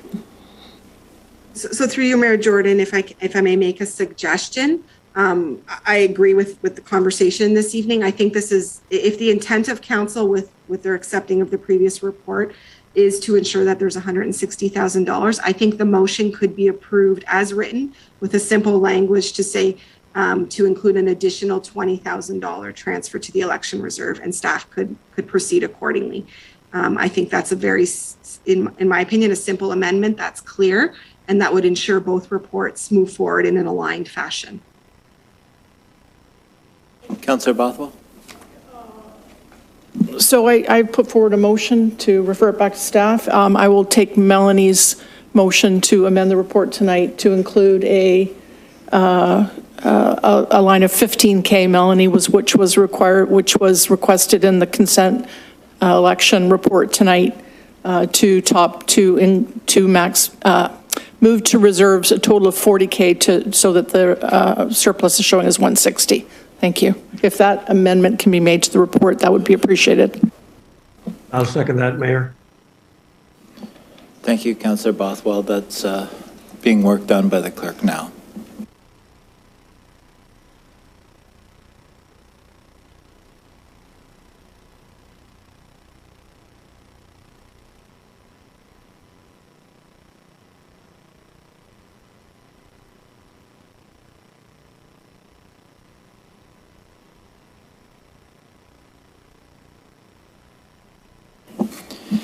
All right, we have the resolution moved by Councillor Bothwell, second by Councillor Frake.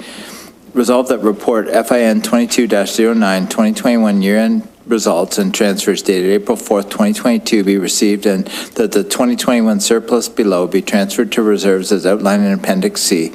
$3,977,891 in operational levy, $672,577 in sewer levy, $1,242,795 in water, $26,620 in downtown improvement area, and $15,000 for election reserves. $15,000 additional for election reserves. Recorded vote.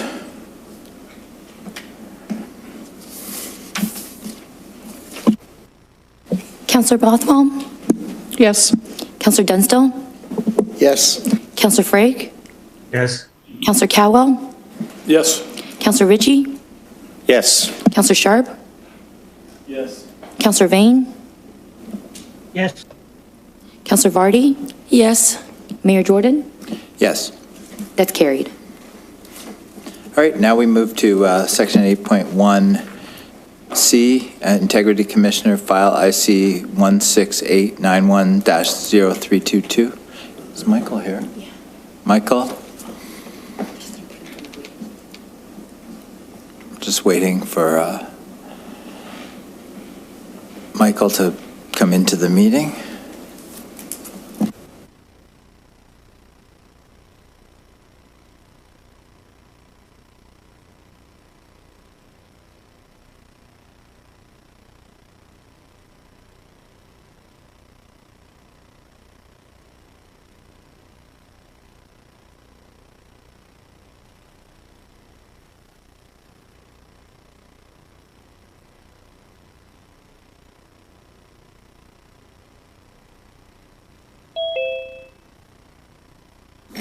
Welcome, Michael. Good evening. Hello, good evening. Everyone hear me okay? Yes, we can. Loud and clear. Good, thanks. Sorry, my audio was connecting, so I just wanted to make sure. So, yep, thank you for having me. So the first item, I don't really have anything to say about it. It was a letter that was issued in response to a complaint that I received, and obviously the complaint. Hello? Oh, I'm getting some feedback, sorry. That was odd. Anyway, so the letter speaks for itself, really. There was a complaint that came in, and I said that I was unable to process it due to jurisdictional reasons. Councillor Vardy? Thank you very much, through you, Mr. Mayor. It is my IC complaint that was submitted because some very disparaging and disturbing remarks were made about me. And at the time, and I won't go into them again because they're just too disgusting. But at the time, I said that I would file an Integrity Commissioner report. And I remember Councillor Ritchie saying, yes, you do that. So I really feel it's necessary, because of the seriousness of the comments that were made, that I think we as a council need to ensure that they are investigated. So I'd like to put forward a resolution that we give our IC, Mr. Maynard, permission to look at this. My understanding is that he needs a vote of council in order to proceed.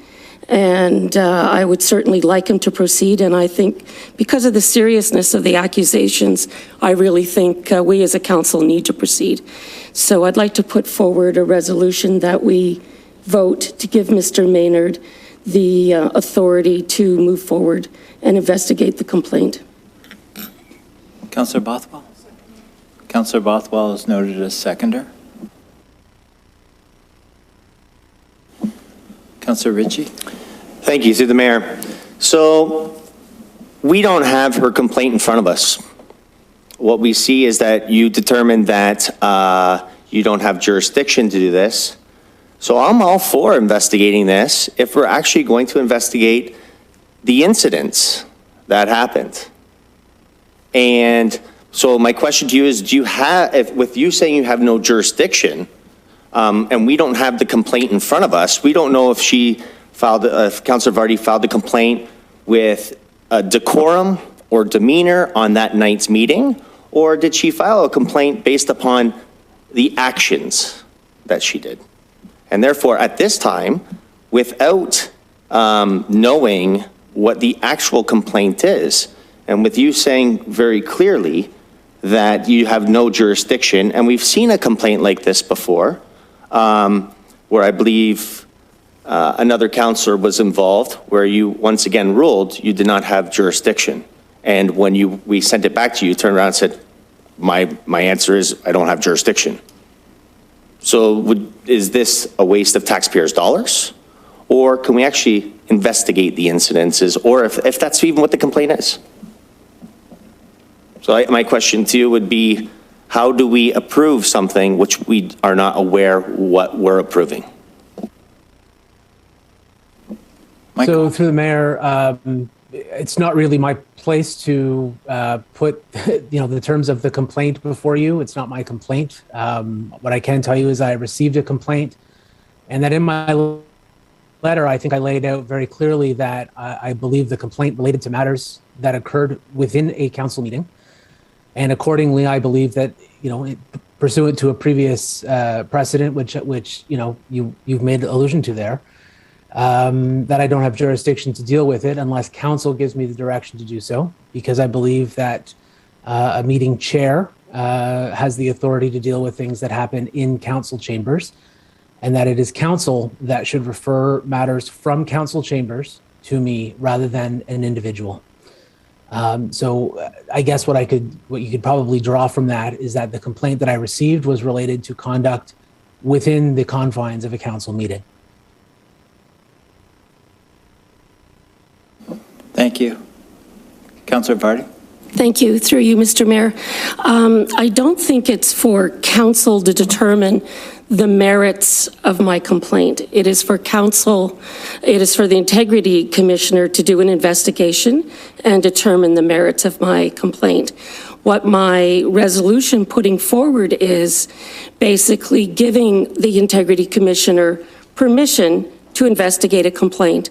At no other time when a councillor submits an Integrity Commissioner complaint does it get vetted by council before it goes forward. That's not our job. It's the Integrity Commissioner's job. So what we're discussing here is jurisdiction and giving our Integrity Commissioner the authority to investigate what is a very serious complaint. Councillor Bain? Thank you. I'm not looking to fan the flames here, but I know I'm going to by making this comment. But I have a very serious concern about this in that over the past several years, Councillor Vardy has had 3 allegations brought against her for inappropriate actions. And every time she's filed a complaint after the allegations were filed, this just seems to be vindictive. And Councillor Vane, you're out of order right now. How am I out of order? I'm talking facts. Which facts have I not submitted? Yeah. Tell me which facts are incorrect, please. You're right. Councillor Vardy. My facts are correct. So No, point of order. He's not stating any facts. He's just, casting aspersions.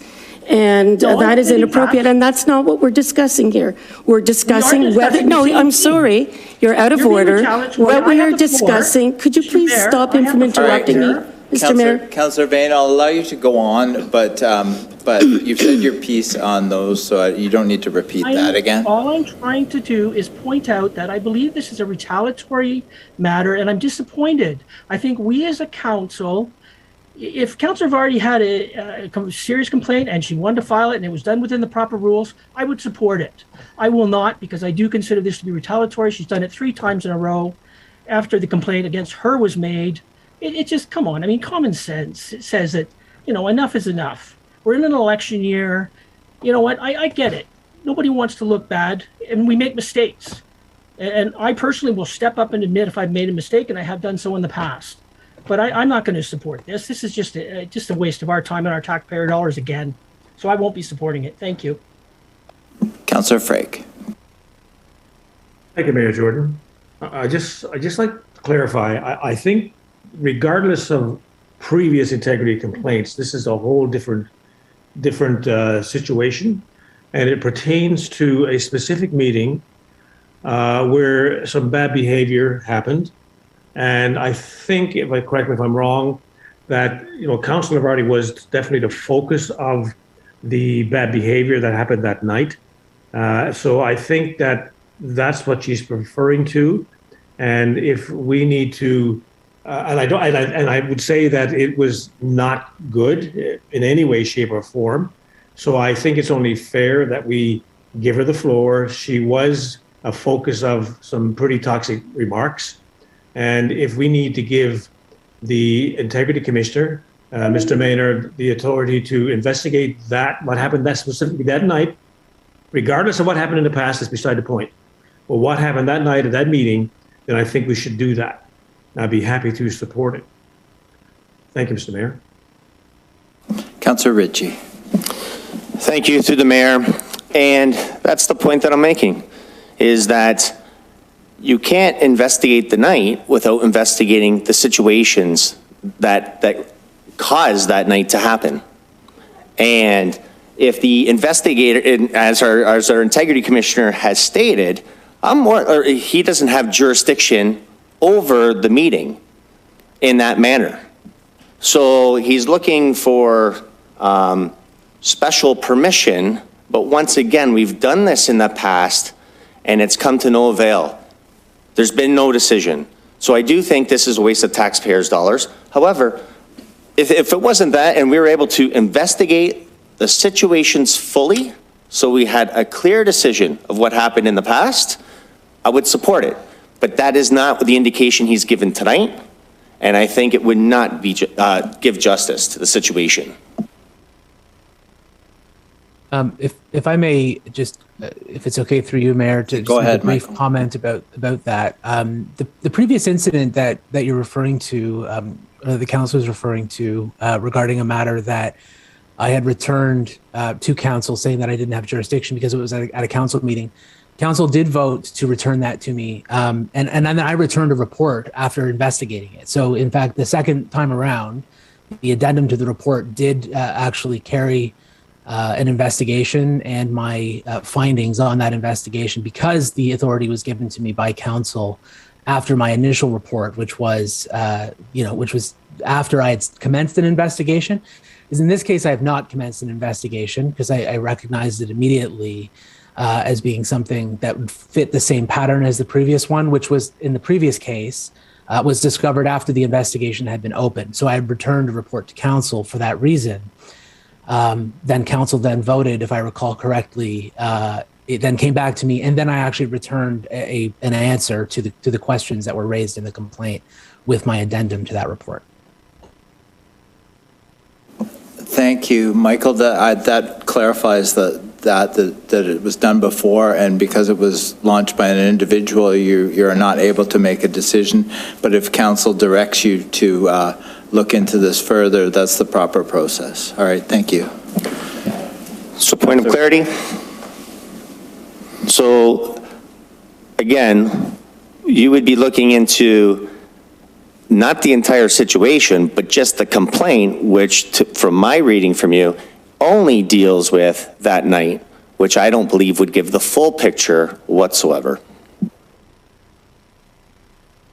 Through the mayor, I don't believe that I have any authority to investigate something that happened a number of years ago, nor do I necessarily think if I did have the authority, it would be something that I could easily do, considering the amount of time that it seems to have passed from the incidents that were being discussed at the council meeting.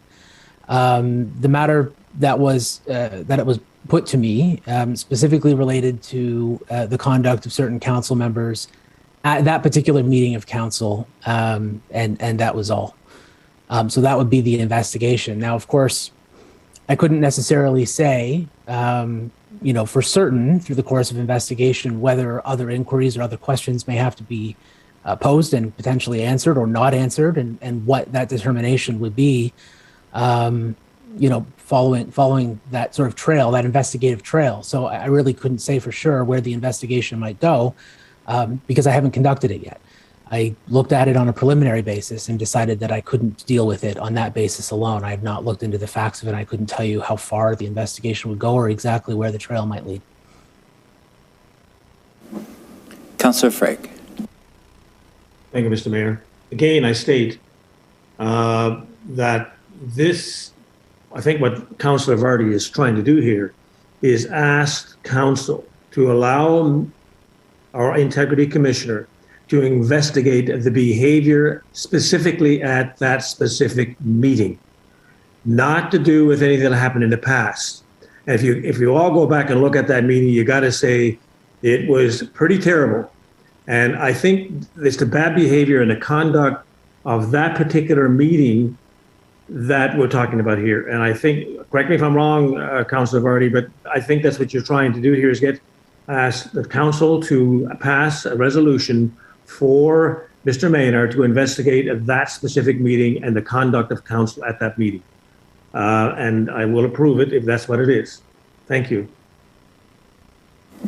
Councillor Vane. Michael, I previously put in a complaint to you, and I understand where Councillor Ritchie's going with this, and I think Councillor Frake just cleared it up very clearly. But I previously put a complaint into you I put a response to a complaint, and all you did was speak to the person who had written it. You did not use any of the evidence or any of the witnesses that I provided. Unfortunately, and with all due respect to you, Michael, because I have a tremendous amount of respect for you personally, but I don't have any confidence in the alleged investigations that are done by the IC commissioner. So I'm not going to support this. I think, as Councillor Ritchie has clearly stated, there's far more to the story. It's like you can't just take a story of Goldilocks and just talk about the wolf. That's just not proper. If you can do an investigation, I would support it. As Councillor Ritchie has said, I think Councillor Vardy just feels that she was done wrong. But unless you look at the whole history of it, there's no point in doing it at all. And again, it'd be a waste of our taxpayer dollars. So I will not be supporting it at all. Thank you. Councillor Cadwell. Thank you, Mayor. I'm just trying to reflect back on what you mentioned, Michael. That was something that happened within the council chambers that you have no jurisdiction over. To me, that's exactly what we're talking about, is what happened in the council chambers. So why would we go back to you again for an investigation when you've stated that you have no jurisdiction? Just a point of clarification, Councillor Cadwell, he has no jurisdiction if an individual asks for it, but if council asks for it as a direction, then the Integrity Commissioner has jurisdiction. That's correct. Councillor Bothwell. Thank you, Mayor Jordan. And I think if I recollect the incident, I think it is an important investigation to take in the sense that we need to reinforce our procedural bylaw and our code of conduct. And I think some behaviors that happened at that meeting need to be brought out into clarity so that all councillors are aware of what's acceptable and not acceptable. And I think that was discussed in the last report that Mr. Maynard was also given jurisdiction to do. And I think we may need to repeat that and again, reinforce some of those points. So I think it is very, very important that this investigation occur to bring clarity to the role of all councillors at meetings. Thank you. Thank you. Seeing no further speakers, moved by Councillor Vardy, second by Councillor Bothwell, resolved that Council provide the Integrity Commissioner the authority to proceed with an investigation for file IC 16891-0322. Recorded vote. Councillor Bothwell? Yes. Councillor Dunstall? No. Councillor Frake? Yes. Councillor Cadwell? No. Councillor Ritchie?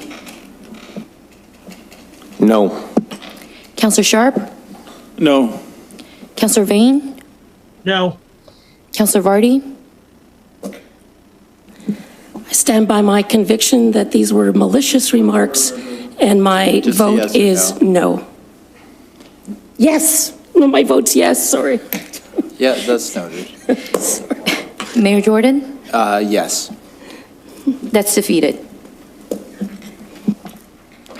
All right, now we need a mover and seconder to receive the report or file 0322.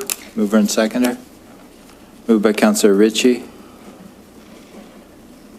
Seconder.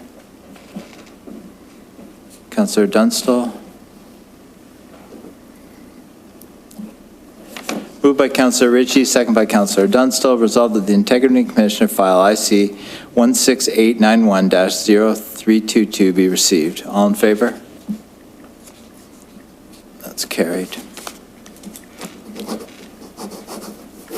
All right, our second IC report, 16339-0122. Michael, go ahead. Thank you, through you, Mr. Mayor.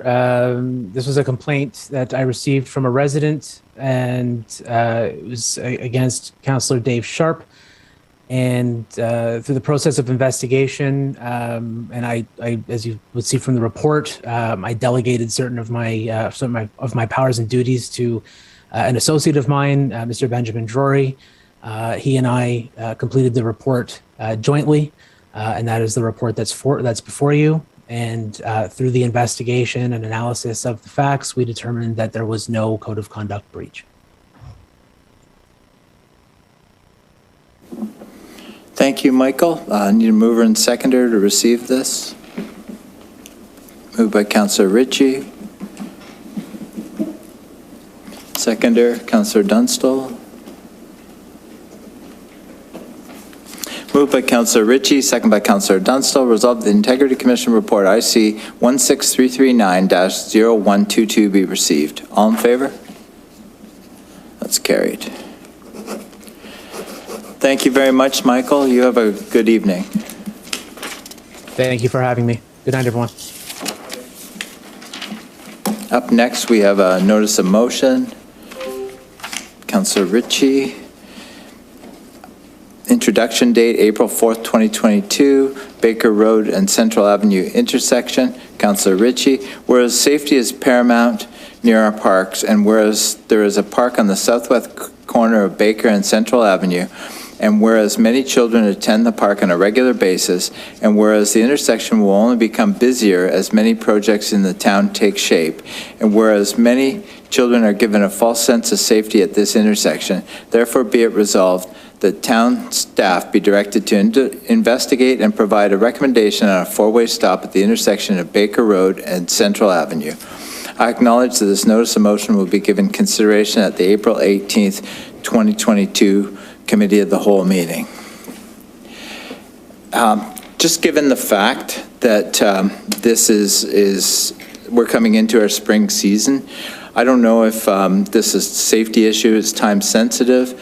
I don't know if we should waive the rules of procedure and get a 2/3 vote if council is happy with it to move forward on it now, so we can get it done sooner.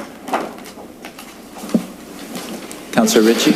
Mayor Jordan, I'd like to put a motion on the floor that we waive the rules of procedure for this motion to put on the floor this evening. I'll second that. All right, the clerk's preparing that now. Councillor Cadwell. Can I make a comment to the motion? Yes. Yo, we have to pass. We have to pass the 2/3 first, and then if that's successful, then we'll open up for comments.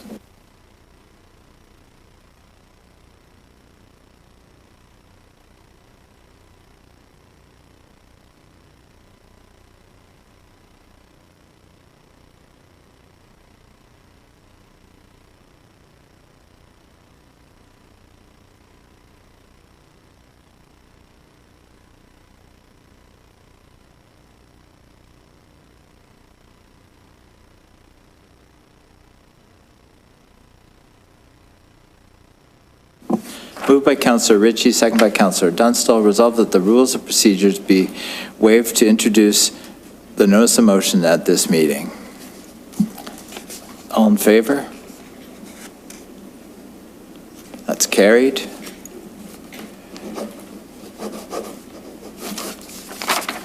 All right, so Councillor Cadwell.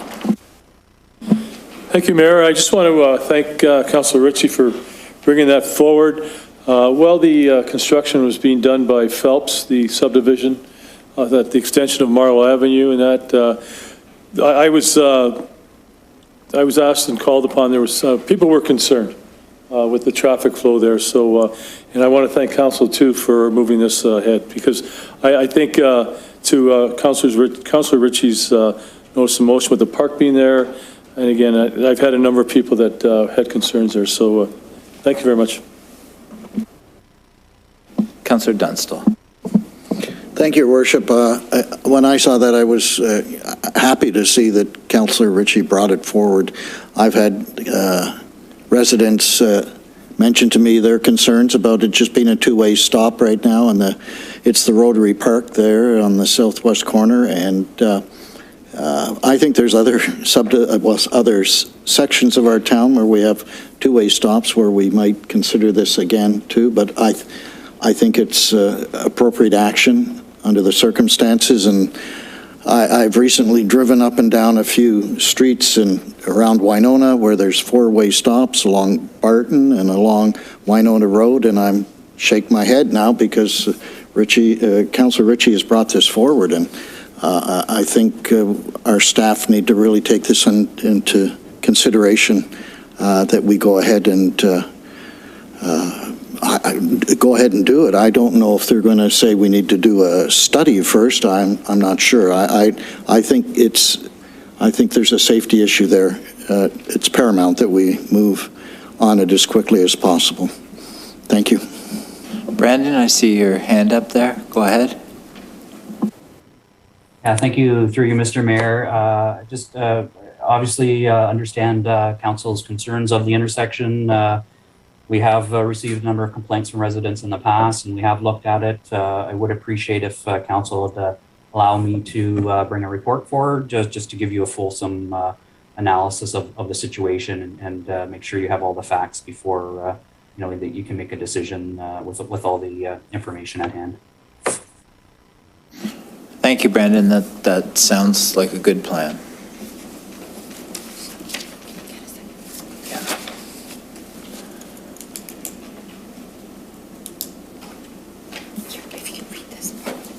Okay. All right. Yeah. Councillor Dunstall. Yeah, thank you, Your Worship. I just wanted to ask Brandon how long it might take to do his report. Is this going to receive urgent care and concern, or I don't know how busy he is, and I just would hope he puts it high on the list. Brandon? Maybe. Yes, through you, Mr. Mayor. I think obviously I've heard the councillors' concerns today, so I can make a commitment to have that to you shortly. I don't think we can make it to the next meeting, but I would think the following meeting is probably reasonable for us to get it before you then. Great. I'll read the resolution. Moved by Councillor Frakes, or moved by Councillor Ritchie, second by Councillor Frake. Whereas safety is paramount near our parks, and whereas there is a park on the southwest corner of Baker and Central Avenue, and whereas many children attend the park on a regular basis, and whereas this intersection will only become busier as many projects in town take shape, and whereas many children are given a false sense of safety at this intersection, be it resolved that therefore be it resolved that town staff be directed to investigate and provide a recommendation on a four-way stop at the intersection of Baker Road and Central Avenue and report back to council at the next meeting. All in favor? Point of clarity, Mayor Jordan? Yes. I thought I heard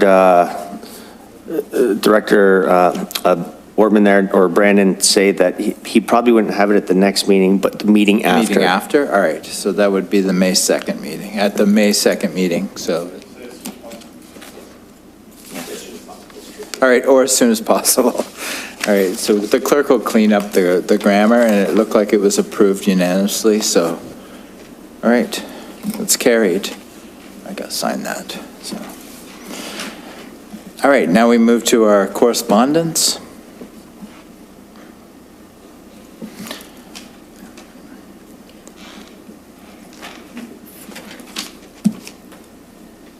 Do you want me to talk about this? Yes, the clerk's going to talk about moving transit forward.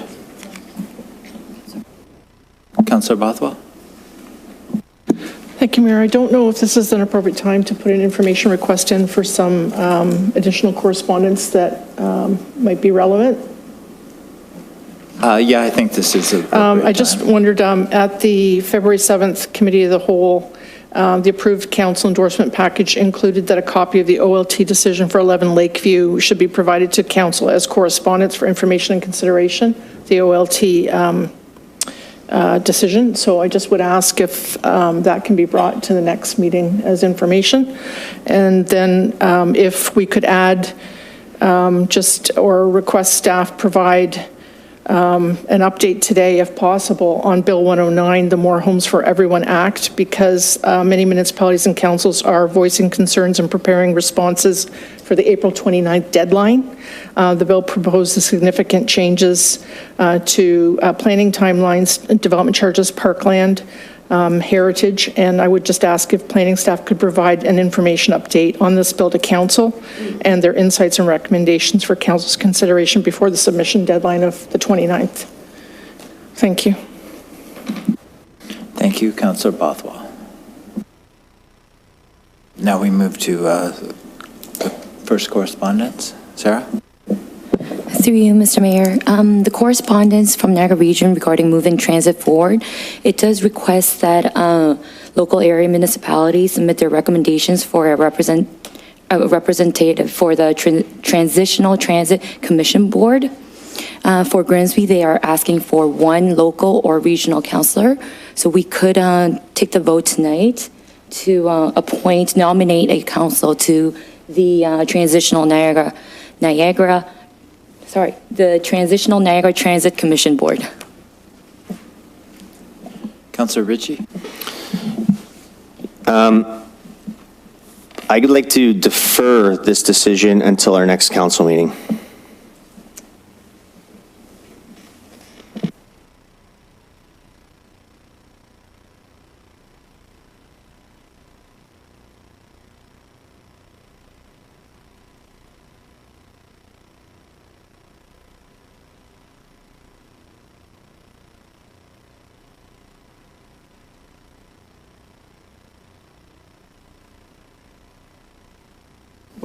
Mayor, do you need a seconder? I'll second it. Councillor Bothwell? I just wondered if by deferring it to the 18th, we would miss the council endorsement in time for the April 29th deadline that the region's asking. If we were to defer it to the next meeting on the 18th and it wouldn't be ratified till after that, we would miss the deadline. Is that my understanding, Clerk? Very. We can make a final decision. That would be the council meeting on April 18th, so it would go direct to council and then be ratified that night. Okay, that makes sense. Thank you, Councillor Ritchie.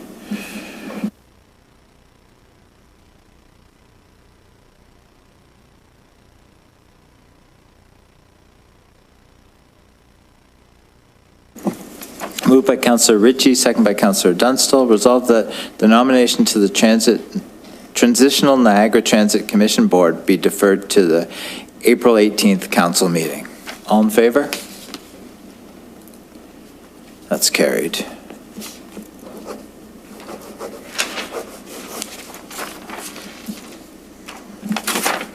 All right, we need a mover and seconder for the remainder of the correspondence.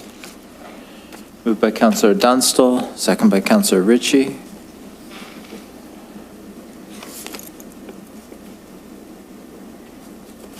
Moved by Councillor Dunstall, second by Councillor Ritchie. Resolved that the correspondence under Administration and Finance pertaining to Fort Erie Resolution Climate Change Plan, Ministry of Municipal Affairs and Housing, Growing the Greenbelt, NRT on Demand Update, Town of Niagara on the Lake motion regarding Ontario's entrepreneurial wine industry, Niagara Regional Correspondence respecting PDS 3-2022 Regional Transit Incentive Timelines, Niagara Regional Correspondence respecting PDS 6-2022 Niagara Official Plan Preferred Urban Settlement Area recommendations be received.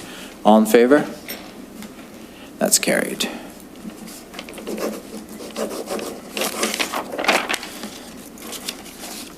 Our next committee of the whole meeting will be held April 18th, 2022 at 6:30 p.m. This meeting is adjourned. We'll be back at 8:45 for our council meeting. Thank you.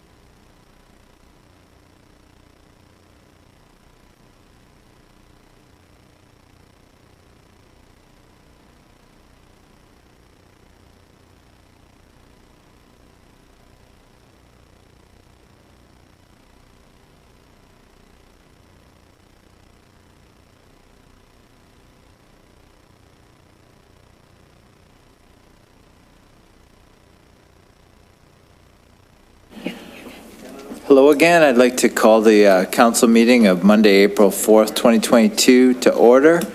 Could everyone rise for the playing of the national anthem?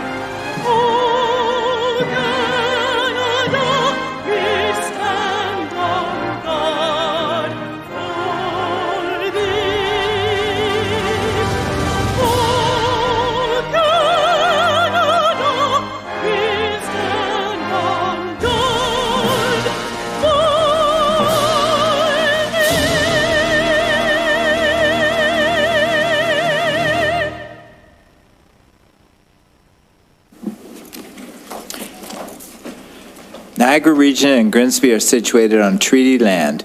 This land is steeped in the rich history of the First Nations, such as the Hattaway-Wendoronk, the Haudenosaunee, and the Anishinaabe, including the Mississaugas of the Credit First Nation. There are many First Nations, Métis, and Inuit people from across Turtle Island that live and work in Niagara today. The regional municipality of Niagara and the town of Grimsby stands with all Indigenous people, past and present, in promoting the wise stewardship of the lands on which we live. Number 4, any disclosures of pecuniary interest? Seeing none, we move to the approval of the agenda. Need a mover and seconder. Moved by Councillor Dunstall, second by Councillor Frake.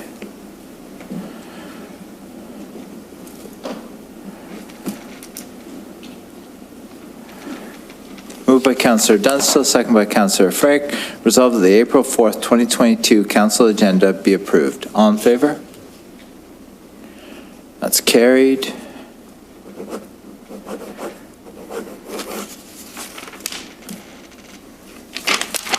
All right, now we move to adoption of previous minutes. The Committee of the Whole, March 21st, 2022. Council, March 21st, 2022. Mover and seconder. Moved by Councillor Bothwell, second by Councillor Ritchie.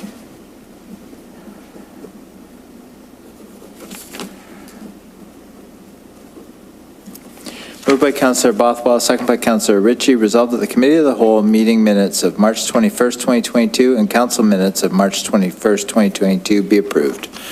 All in favor? That's carried.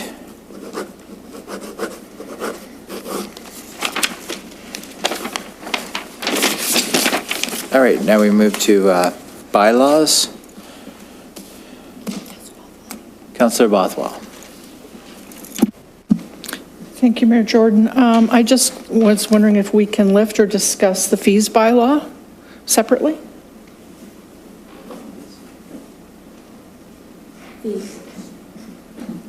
Yes, that can be done. We have you as the mover. We just need a seconder. Councillor Frake. Go ahead, Councillor Bothwell. Thank you, Mayor Jordan. I just, this question is for staff. When I was looking at the fees bylaw, and the committee, I noticed that the Committee of Adjustment has instituted a fees rebate structure for Committee of Adjustment applications that are terminated or withdrawn. They most recently did a rebate at the January 18th meeting for 3 Nassau Drive. The Committee of Adjustment had some discussion on that matter of rebates with the understanding, I believe, that planning staff would be addressing it in the fee structure.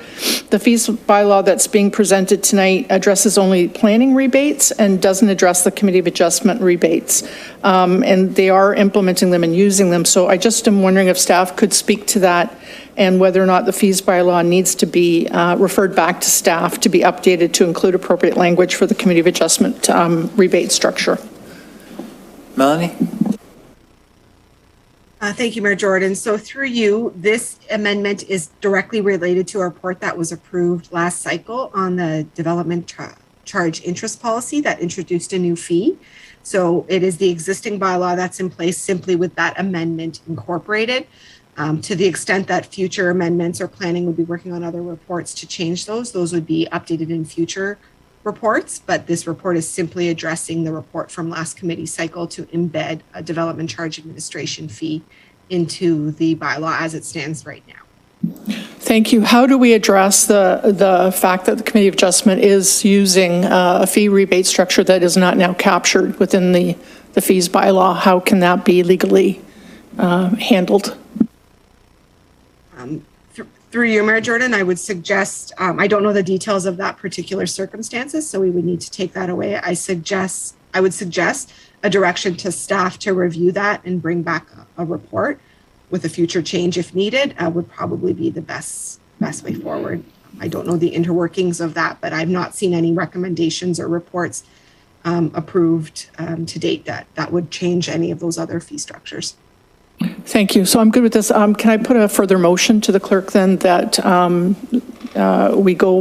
we ask staff to investigate the status of the fee rebate structure for Committee of Adjustment applications?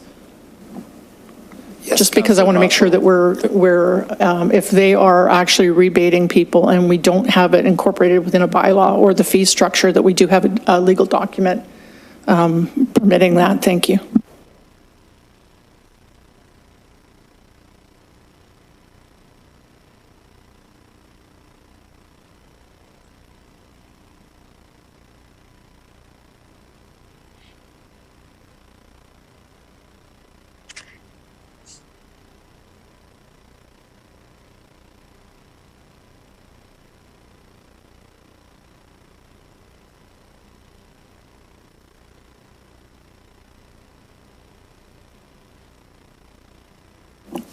Moved by Councillor Bothwell, second by Councillor Vardy. Resolved that staff be directed to review the fee rebate structure for Committee of Adjustment applications and report back to Council.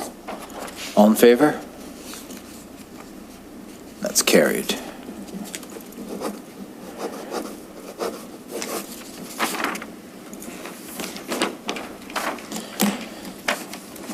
Moved by Councillor Bothwell, second by Councillor Frake. Resolved that leave be given to introduce bylaws 22-21 to 22-24 inclusive, and that same be read a first time.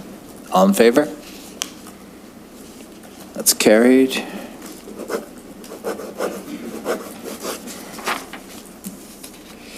Now we move to number 16, announcements.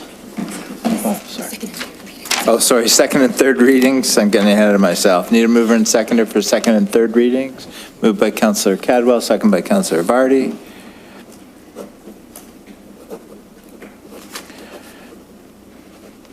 Moved by Councillor Cadwell, second by Councillor Vardy. Resolved that leave be given to introduce bylaws 22-21 to 22-24 inclusive, read a first time, now be read a second and third time, and finally passed, and that the mayor and town clerk do sign and seal the same and rule council to the contrary notwithstanding. All in favor? That's carried. Now we move to announcements. Councillor Sharp first. Thank you, Mayor Jordan. I just have one announcement. It is about on Saturday, April 23rd, that's the day after Earth Day, from 9 to noon, is the Rotary of Grimsby Great Lakes Watershed Cleanup. It was paused last year on Earth Day because of the COVID restrictions, but this year it is not paused. It is on the 23rd, which is Saturday. It's from 9 until noon, all across Grimsby. Other Rotaries are doing it all across the Great Lakes, but So there will be a registration online soon, I believe tomorrow. And so I'm the captain for one of the areas of the 40 Mile Creek, and we need 30 to 40 volunteers for the 40 Mile Creek alone. They're hoping for up to 100 volunteers in total, so please register online. The application or the registration will come out tomorrow or maybe late tonight, so follow me online and you can find that. And that is on Saturday, April 23rd, 2 or 3 weeks from now, from 9 to noon around Grimsby. And just one final note, we're doing the main areas, but a lot of people I know like to get their kids to get outside and help pick up the garbage in their neighborhoods. And so if you want to grab just a garbage bag, and on that day or Earth Day, just collect up some of the recycle that comes out of the garbage day. That would also be appreciated. Thank you. Thank you, Councillor Sharp. Councillor Dunstall. Yes, thank you, Mayor Jordan. I just had one item. In fact, I was thinking about lifting the report that our Director of Parks and Rec had brought forward at the last Committee of the Whole, and we just ratified it tonight a few minutes ago about our centennial. And Mayor, you brought that up in your announcements at the Committee of the Whole, because I think we need to make a big thing out of this. And in talking to our director, she has more things coming forward, so I'm excited to hear that. She has Trevor working diligently on another report for more, I guess, more things to do or more activities. And I think we should do our best to get behind this ourselves as a council to do what we can, either through volunteering or financially, if we need to put a little more in the kitty to do some more marketing of this. This is the big year. Down at the library in front of the art gallery is a nice display that they've put out about events that were taking place in 1922. I think it was a bumper crop for peaches that year, and you know, you see all the cases of peaches being loaded on the train, and out they go, and it's you know, that doesn't happen anymore, and it's just. So I think it's a time of celebration, and especially coming out of the pandemic, and we've got the summer games. It'll be up at the our Southward Park. I think it's a good opportunity for us to make hay while the hay's growing. Thank you. Councillor Cadwell. Yeah, thank you, Mayor Jordan. And I'm just wondering, I was just trying to Google it up here, but I'm not very fast on my cell phone here. But here it is. Both Grimsby Peach Kings. They're having their first playoff game on tomorrow, April 5th, 7:30 at the arena. They're playing against Glanbrook. So best of luck to the Grimsby Peach Kings. Councillor Barty. Thank you, through you, Mr. Mayor. A few announcements to share. I don't know if some of you saw the fantastic birdhouses that were done by residents of Grimsby Beach. I know last year Councillor Frake and myself each purchased one, and the proceeds go to planting trees in the Grimsby Beach area. And it's being done in such a way that every child kind of gets a tree, and then they're responsible for caring for that tree, you know, as time goes on. So it's a great community initiative, and the birdhouses are absolutely fantastic, and they go very quickly. So they're going on sale April 15th, and you can go to 3 Betts Avenue in Grimsby Beach. So I'd like to give them a shout out. The Grimsby Garden Club plant sale is on April 14th, and you can, I got my pawpaw tree there last year, some beautiful Carolinian pawpaw. So you can find them on Facebook, and you'll be able to get more details there. And lastly, I'd like to say that like Jeff Jordan, I attended the music at the Wolverton on the 26th to raise funds for the Save a Seat, the new auditorium. And that was a great evening. And the next day, I co-hosted the volunteer drive for GBF, Grimsby Benevolent Fund, and it was very, very well attended. We got a lot of students coming in from grade 9 wanting to get their hours, but also a lot of adults and some newcomers to Grimsby, and also some people who've been around a while and just wanted to donate their time. So another great event that was really well attended. So thank you. Councillor Vane. Thank you. Just a suggestion. I've noticed that at the beginning of each meeting that you make all your announcements and everybody else is waiting till the end. I think in fairness and in proper transparency, we should move announcements to the beginning of the meeting for everybody. Because I mean, a lot of important things are done by each member of council, and it doesn't make sense to sometimes wait till 12 or 1 a.m. for some members to make their announcements and not be recognized for that. So I'm just going to suggest that in the future, we move all announcements to the beginning of the meeting, not just the mayor's. So that's all I want to suggest. I don't know if you require a motion for that or if it's just something we can agree on or what. Thank you, Councillor Vane. That reminds me, I did also attend on March 30th, 2022, the opening of the DIA Comedy Night at a new venue, 24 Steps Lounge, which is upstairs at Station 1 Coffee House. I attended that and opened it up before heading to the Peach King game. And what a great venue it was. And the next one is the last Wednesday in April coming up. Councillor Bothwell. Thank you, Mayor Jordan. Just going to read mine. Just take a minute. It's with sincere and profound regret that I'm announcing my resignation as councillor for the town of Grimsby effective June the 9th, 2022, due to personal and family circumstances. Needless to say, this was a decision that required substantial consideration and was not made lightly.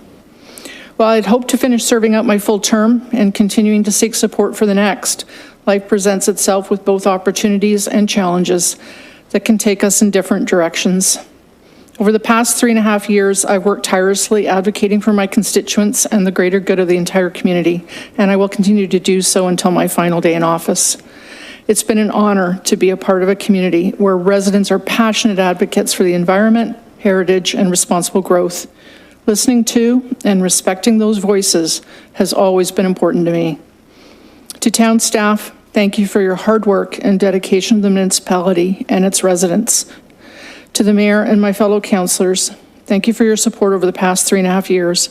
While we may not have always agreed on issues, we are unified in moving the town forward and ensuring Grimsby continues to be a vibrant, friendly, and welcoming community. And finally, to the residents of Grimsby, thank you for your support and unwavering interest in the well-being of our town. Please stay engaged and active in the issues that arise in the community. Your role and voice is an important part of the process that guides us. On that note, I want to close with a quote that has always been close to me and still rings true to this day. Margaret Mead stated, "Never doubt that a small group of thoughtful, committed citizens can change the world. Indeed, it's the only thing that ever has." Thank you.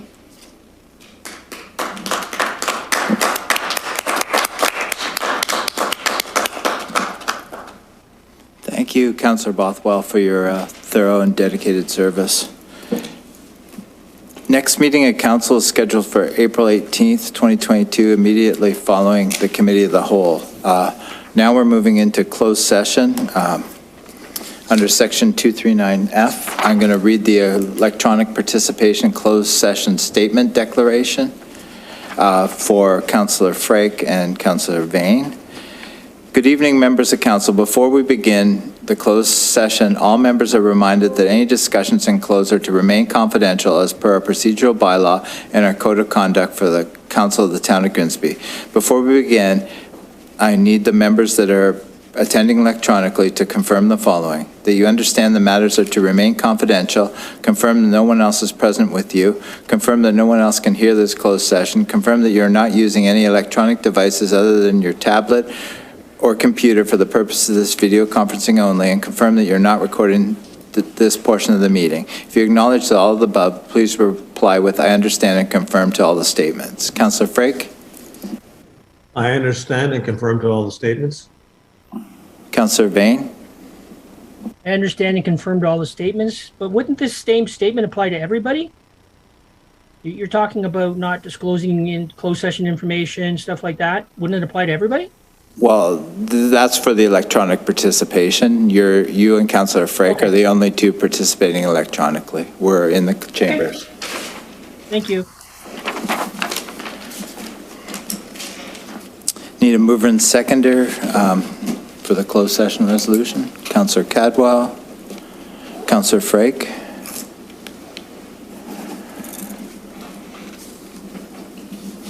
Moved by Councillor Cadwell, second by Councillor Frake. Resolved that the council meet in closed session under Section 2392F, advice that is subject to solicitor-client privilege, including communications necessary for that purpose, specifically related to site alteration proposal 153 Mud Street East, and Section 2392F, advice that is subject to solicitor-client privilege, including communications necessary for that purpose, specifically related to Grimsby Beach legal update, and Section 2392E, litigation or potential litigation, including matters before administrative tribunals affecting the municipality or local board, specifically relating to status update on legal matters. All in favor to go into closed? We're now into closed. We'll see the public after we come out. Thank you.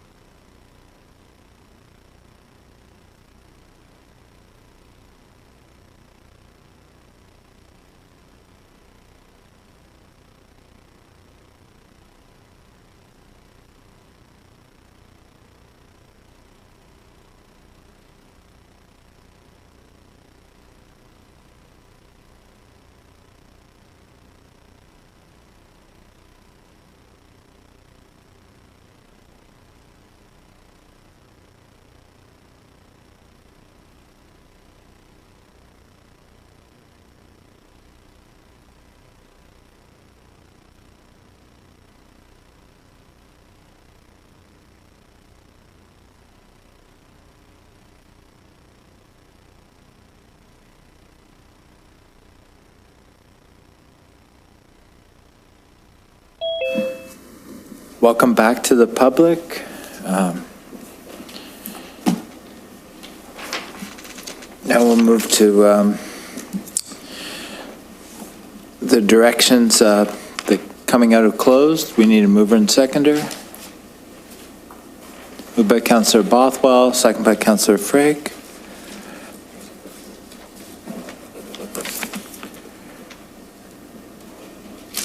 Moved by Councillor Bothwell, second by Councillor Frake. Resolved that the closed report on site alteration proposal 153 Mud Street East be received and that staff proceed with the directions provided therein. All in favor?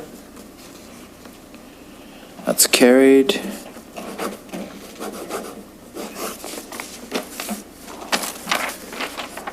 Need a mover and seconder for the Grimsby Beach area legal update. Moved by Councillor Frake, second by Councillor Bothwell.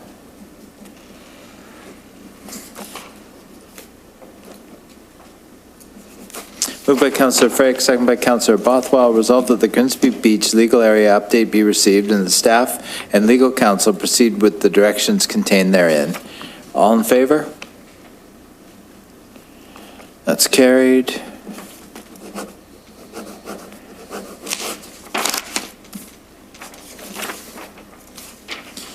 Need a mover and seconder for status update on legal matters. Moved by Councillor Vardy, second by Councillor Cadwell. Moved by Councillor Vardy, second by Councillor Cadwell. Resolved that the confidential status update on legal matters be received. All in favor? That's carried.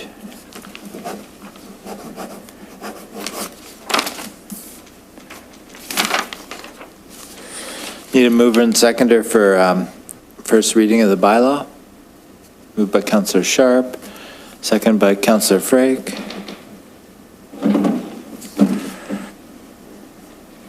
Moved by Councillor Sharp, second by Councillor Frake. Resolved that leave be given to introduce bylaw 22-25 and that same be read a first time. All in favor? That's carried.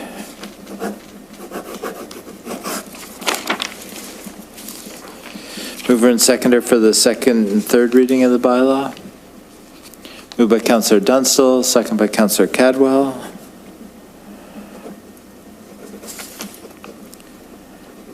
Moved by Councillor Dunstall, second by Councillor Cadwell. Resolved that leave be given to introduce bylaws 22-25 read a first time, now be read a second and third time and finally passed, and the mayor and town clerk do sign and seal the same and rule council to the contrary notwithstanding. All in favor?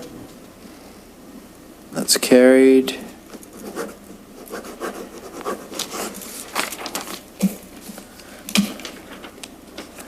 All right, confirming bylaw? That was the confirming bylaw? All right, the meeting is adjourned. Good night, everyone. 10 o'clock on the nose. Thank you.